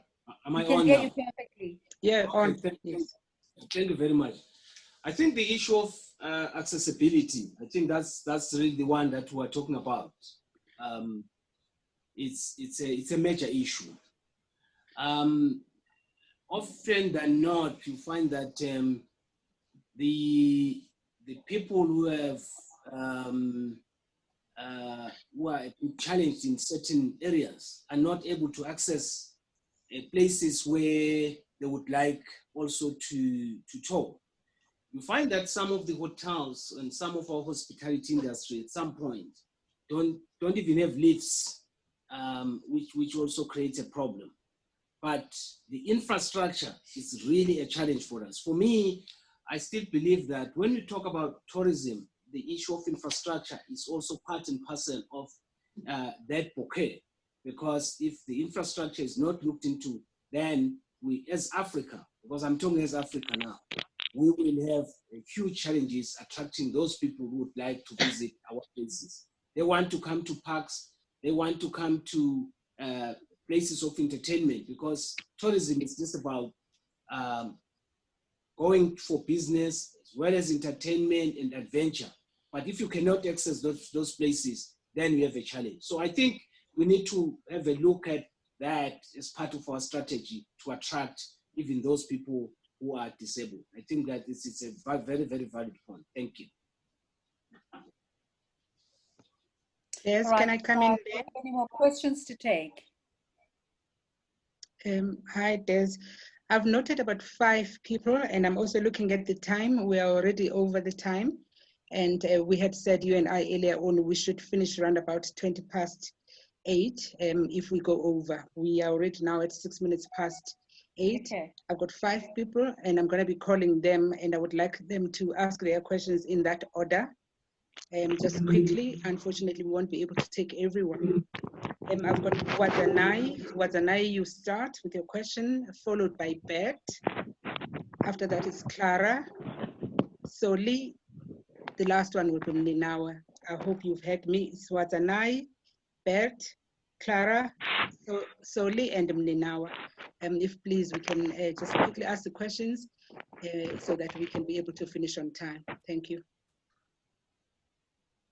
Good evening, colleagues. My question is centered around special interest tourism.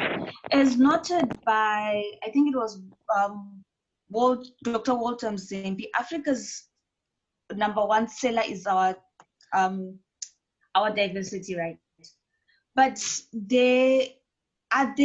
there anyone who is looking into other areas that we could also excel instead of focusing on one? Branch out into special interest tourism, which is not wine tourism.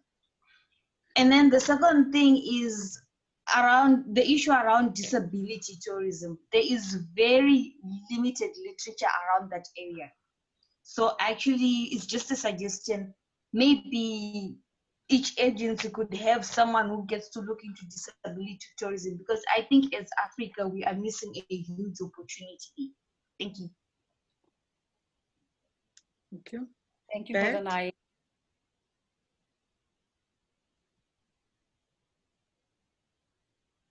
Bert, are you here? Yes, I'm here. Thank you. Go Hi. ahead. Yeah, I had a quick question about people were talking about cashlessness, and I know mobile money is pretty popular in at least in East and Central Africa. I'm wondering how practical it is to make that available to tourists. Is that an easy thing for a tourist to go to Uganda, to Rwanda, to Kenya, and just load up some mobile money? Does anyone know? Okay. Sorry, Bert, you were saying about mobile money? Yes, I was saying that I'm wondering how practical it is for tourists to use mobile money when they come. Is it an easy thing to sign up into? Is it, or is it really not practical? It's challenging enough for us in our local shops, but we'll hear what the speakers have to say. I think I'm really not sure how easy it is, to be honest. and because I know the M-Pesa is quite popular in East Africa, so I'm not really sure how that works. But I think if governments can kind of legislate something where it's almost like a traveler's check of some kind, so that it's like getting a visa. So it's almost like important for you to be able, once you get your visa, you get into the country, you must have like a certain amount of money. And I think if governments make that happen, I think it's possible. So how practical that is for now, I have no idea.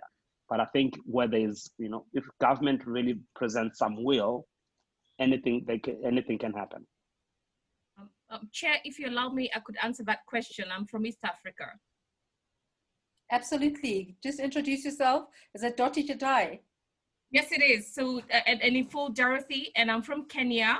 And I think I can share statistics later, but mobile money is working very well in Kenya, to the extent that an old woman in the village or in the slum is able to do their shopping even in the market. And it's very wide. The use is very widespread, and I think we've seen a reduction in use of cash. And the registration is very simple with M-Pesa and the other mobile money that we have in Kenya, is that you basically buy a SIM card, register your number, tell the person at the kiosk that you'd like to use mobile money, and that's it. As long as you have your ID, they take a copy of that. And so it's very straightforward. We're always surprised in Africa that the rest of Africa have not taken up mobile money, because it's really a straightforward technology. Although Safaricom needed to invest quite a lot in the back end to support it, but it's very straightforward. You can pay for your fuel, you can pay for your vegetables, even up to, even for, I think $2. During this COVID time, they've made any transaction below $100 free. But normally you have a charge of about, maybe for 1,000, maybe $100, you get a charge of $1 or less than $1. And so it's a very, very effective way, and Africa could use this as an opportunity to sell safe transactions, and especially for tourism. So it's really easy to do. Thank you so much, Dorothy. Perhaps, Zina, we could bring in some of the other people you had on your list who wanted to ask questions. Yes, there was Clara, then after Clara, Soli, Ninawe, and then I have also noted Irene. I've also noted Dr. Taleb Rifai. I think he wanted to respond to a question, because we work together. I know that some of the things that are being asked here, he will be able to respond to. But for now, I think Clara, Soli, Ninawe, Irene, and I'm not sure when Dr. Rifai, you would want to come in, whether there was a question that you wanted to answer. Yes. All right, Taleb? Can I go on? Yes, my name Clara. is Clara. Yes. Good evening, colleagues. My name is Clara, and I'm here in Lagos. It's a pleasure to be with you all. My question really borders on what's happening right with us. We've realized that the world has changed irrevocably, and we need to start to think about how we create a new ecosystem for tourism in Africa using technology. This virtual meeting is an example of that. I think it's something we critically need to address moving forward and begin to access the new technologies that are available and how it can begin to define this new ecosystem. Thank you. Thank you, Clara. Soli? Hi, can you hear me now? Hi, Soli. Yes, we can hear you. Hi, thank you very much. Look, my concern is I've listened to so many beautiful presentations this evening. We have these conversations about what could be done, the beauty of Africa, what's working, what's not working. But where to from here? Is there going to be a plan that is going to come up with recommendations that will go to, the AU or other decision makers on, because there's going to be discussions about financing, training, investment. Who is going to finance all of this? Who is going to be instructed to come up with a plan that will ensure that when we in next year, we don't have the same conversations?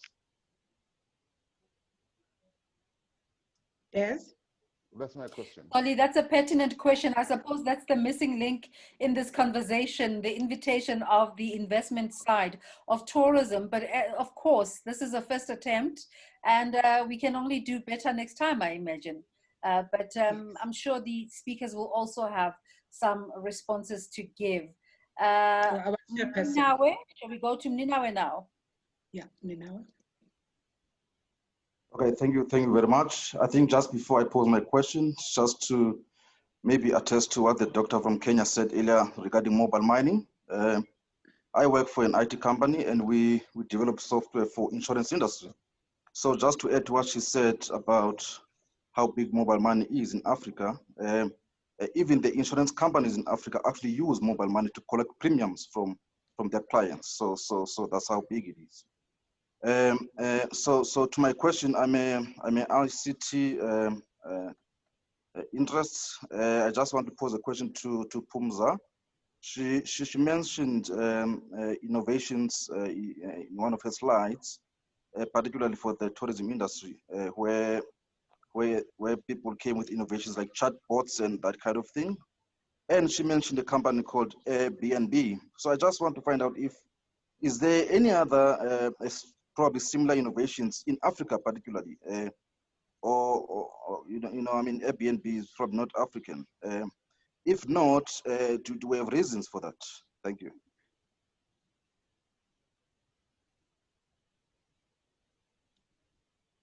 Do you respond now, Zine, or are you taking more questions? We're just going to take two last questions. We've got Irene.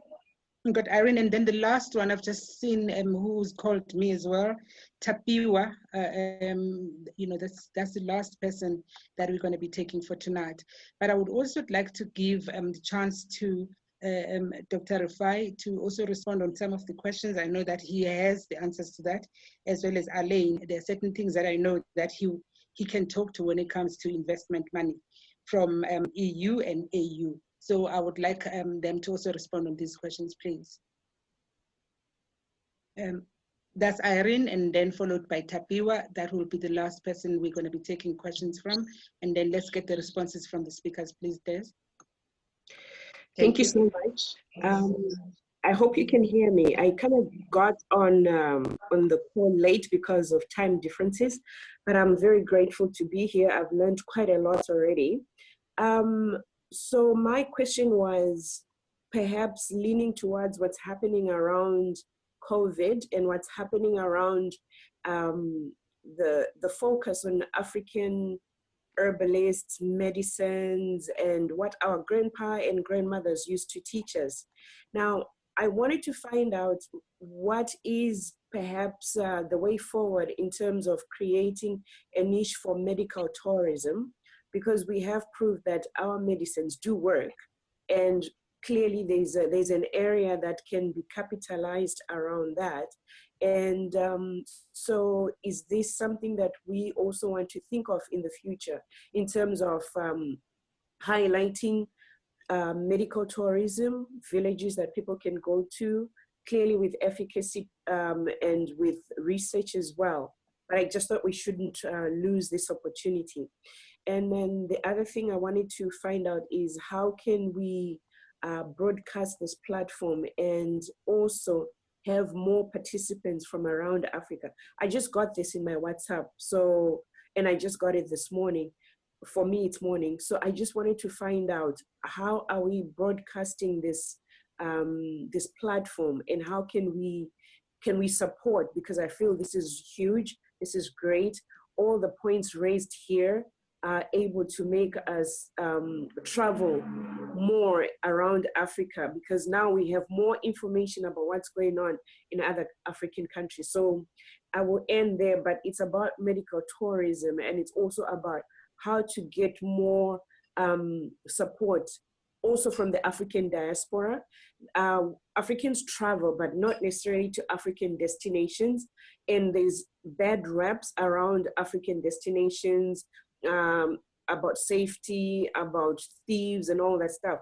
But how can we get the interest going and also attracting more Africans in the diaspora to come to African destinations?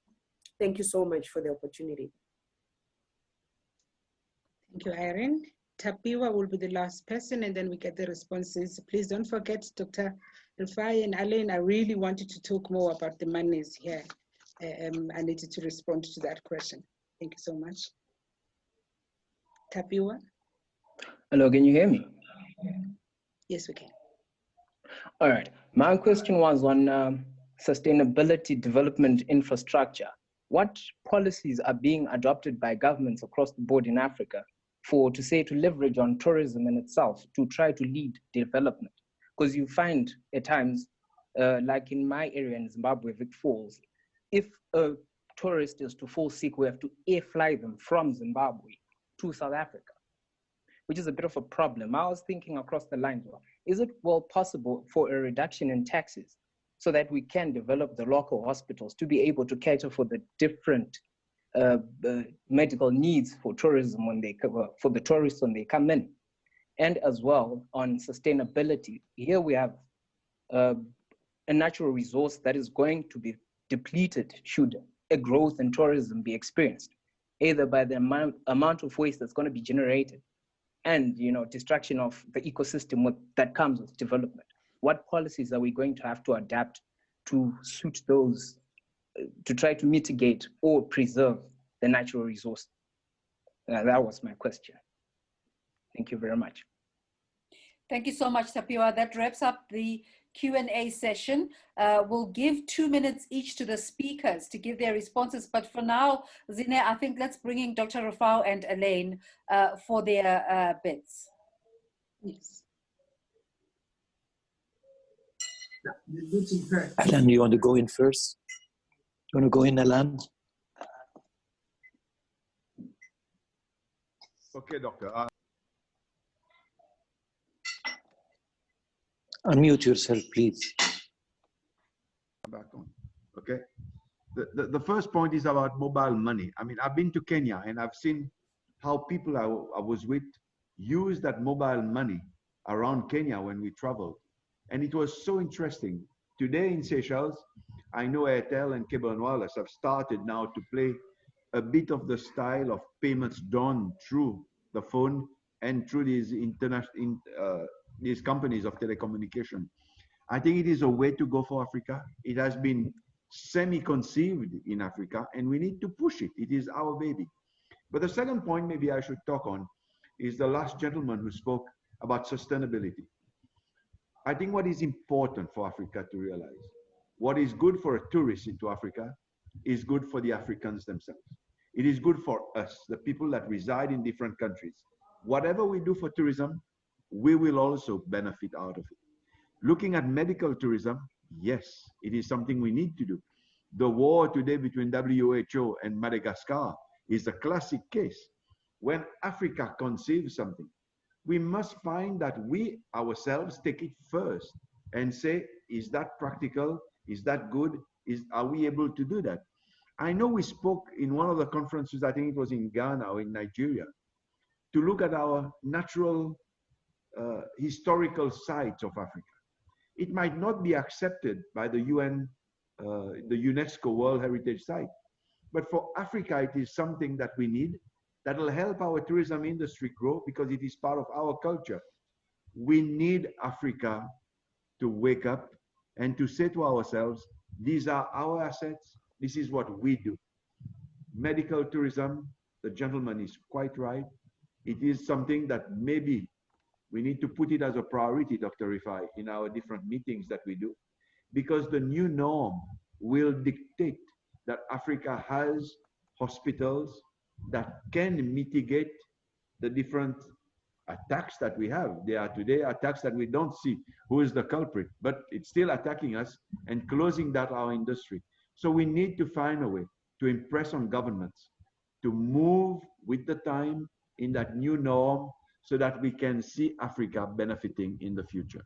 And more so, the Africans benefit from it themselves. Thank you so much, Dr. Rifai. Yes, I want to talk about 2 points. Point number one is the handicapped issue.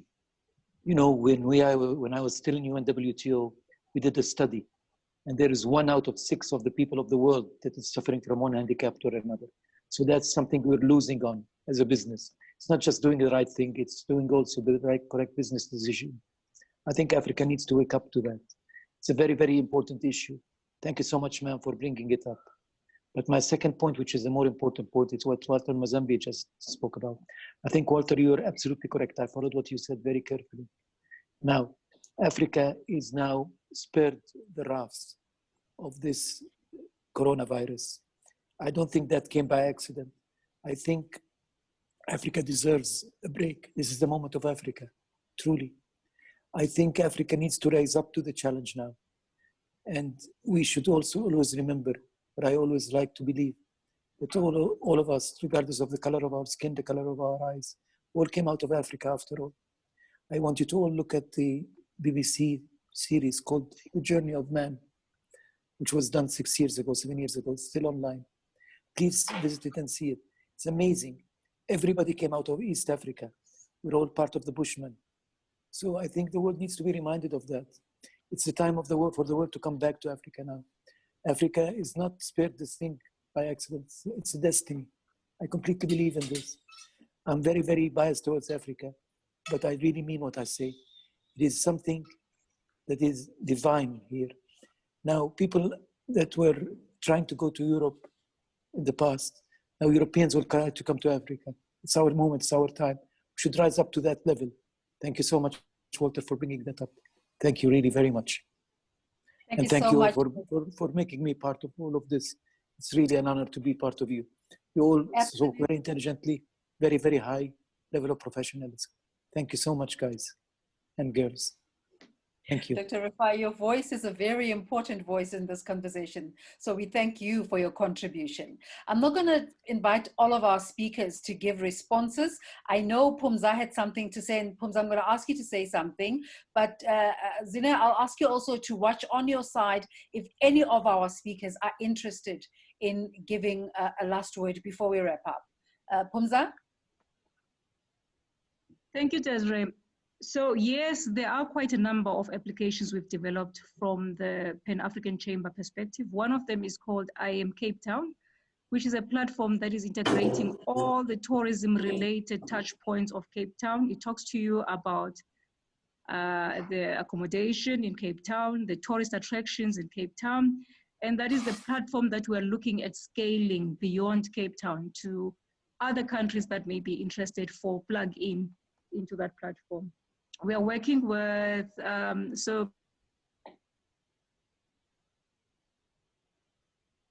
just cut off. She got cut. Okay, can you hear me now? Yes, perfectly. Better. Okay, so one of the initiatives we're working on is on, sorry, can you hear me now? Yes. Yes, we can hear you, Phumza. Okay. One of the initiatives we're working with is also virtual reality, where we're developing a platform that can actually give you a much better presentation of where you're going, a touch and feel kind of experience for the customer before they get into booking for that tour into Africa. We're working with that in collaboration with an entity based in Toronto. It's an open access platform that we're working with. So it's together with our SMMEs in South Africa. There's a couple of them, but they are still in the inception stage that we're working on.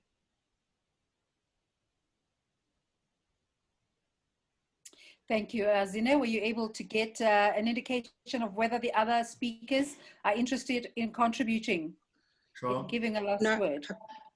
I didn't find anyone, and I'm also looking at the time, Des. I think we're way over time now. I think Mr. Mzembi had his hand. I think Honorable Dr. Mzembi had his hand up. Yes. Okay, I didn't see him. Oh, all right. In terms of virtual tourism, we are going to be doing a dedicated session on virtual tourism through the Technology, Innovation and Travel Facilitation Committee, led by Abigail from Nigeria. So in the next session, we will do a fully dedicated expose on how virtual tourism will keep the market connected in the absence of physical visits. And I would hope that those that are available can subscribe and hear from EON, California-based company, on their own interventions in terms of apps for virtual tourism. The second issue, and most important one now, is where to from here. We are very fortunate that President Cyril Ramaphosa is the chairperson of the African Union at this time. And he is leading a very vibrant tourism economy in South Africa. And therefore, he understands the significance of this pillar, the tourism economic pillar. I think it would be in our interest, those that are in South Africa, myself, Cuthbert, and those that can join us even from Swaziland, the Eswatini minister, to really descend on the office of the President of South Africa, because every chairperson has his own trust in the AU. And I think we can easily convince President Cyril Ramaphosa on how we can have an integrated comeback for the sector for Africa, because he understands it purely from the perspective of superintending a very vibrant and performing tourism economy. And therefore he can provide structure for it and also the necessary mechanism to make sure that the comeback of the sector is not just in South Africa, but it is within all the entire economy of the African continent. So I hope Chairman can lead us to his office to make fantastic. Ms. Nkukwana, it's just gone 8:30. I'm just going to give you a few moments to give us your closing remarks as the Africa Tourism Board, and then we will conclude our conversation for today. All right. Thank you so much, Desiree. Good evening, everyone, and good morning to others. You know, it gives me a great pleasure, and I'm quite honored that so many of you came here today as we celebrate Africa Day as the ATB. I know that a lot has been said, and I hope that we have learned a lot from our speakers today. Then I'm going to take an opportunity of thanking everyone who came here today, starting from our speakers, the Honorable Minister Moses Vilakati, Minister Amina Salum Ali, Honorable Mr. Alain St.Ange, Honorable Dr. Mzembi, Mr. Khaya Dlanga, and Ms. Phumza Dyani.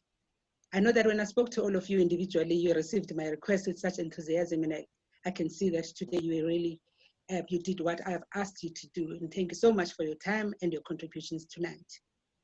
I know that we're going to be working with you going forward. And I'm also thanking all the VIPs who joined us today, coming from all the different countries in the continent, as well as outside this continent, especially Dr. Taleb Rifai. I know that you always come in whenever we call on you. And I also thank everyone who's logged on tonight from different countries. And I know that without our ExCo at ATB for giving us the support, especially my colleague Jürgen, you and I know that we've worked so hard on this with our 12-hour difference, time difference. It was quite difficult to be managing this because your midnight would be my midday and my midday would be your midnight, but we actually put this through. To you, Desiree, our moderator for tonight, I knew when I requested you that you would be able to deliver in the way that you have done tonight excellently, because that's what you always do. I have no doubt in your capabilities. And I thank you for always being with me whenever I need you. Then lastly, and all but not least, my committee, the Marketing and Communications Committee of ATB, your support has been truly amazing since the first time we started working towards this.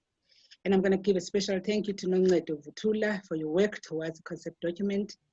And I'm not sure what I would have done this without Jacob Chiso, who is in my office giving me support, who's also quite a great asset to this organization. You and the team that you call yourselves digital marketing moguls, you, Olutu, Dorothy, Newo, Namore, Joseph, and all of you. If there's anyone that I've missed, I'm sorry about that.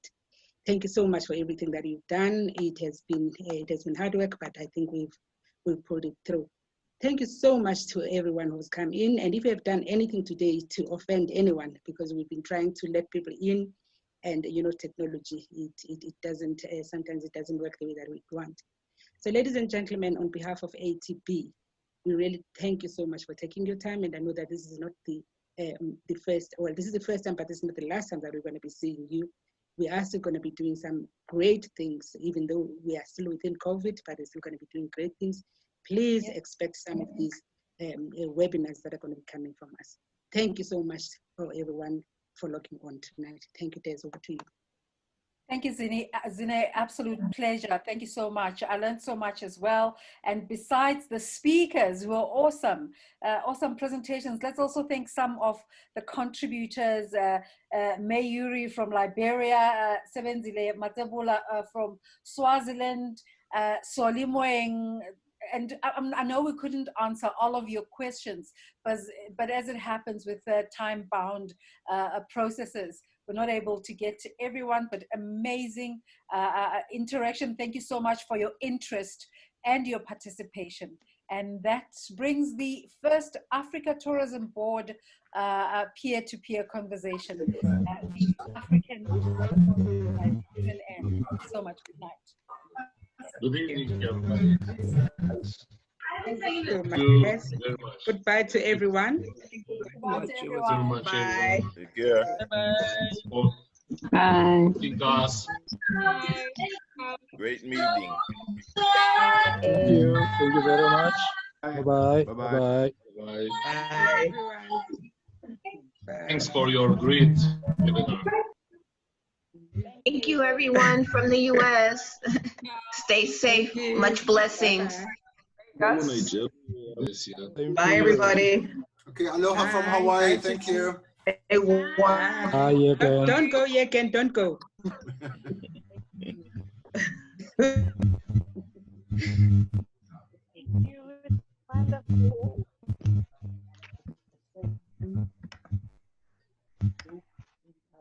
Hi, Tandeka.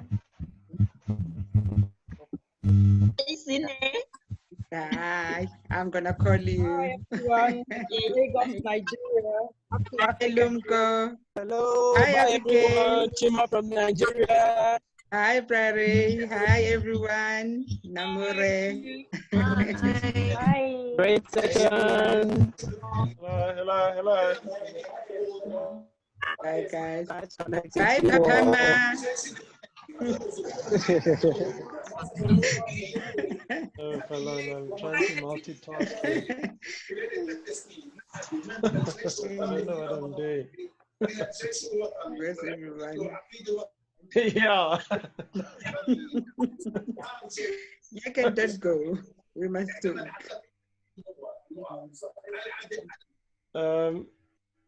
Okay. Jacob, don't go. We must talk. Namore, don't go. We must talk. Hi, Tabela. Hi, Dallas. Hi, Dallas. Dallas is not saying anything to me.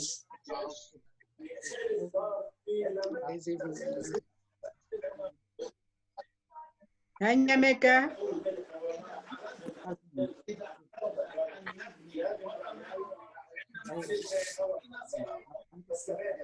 People don't want to leave.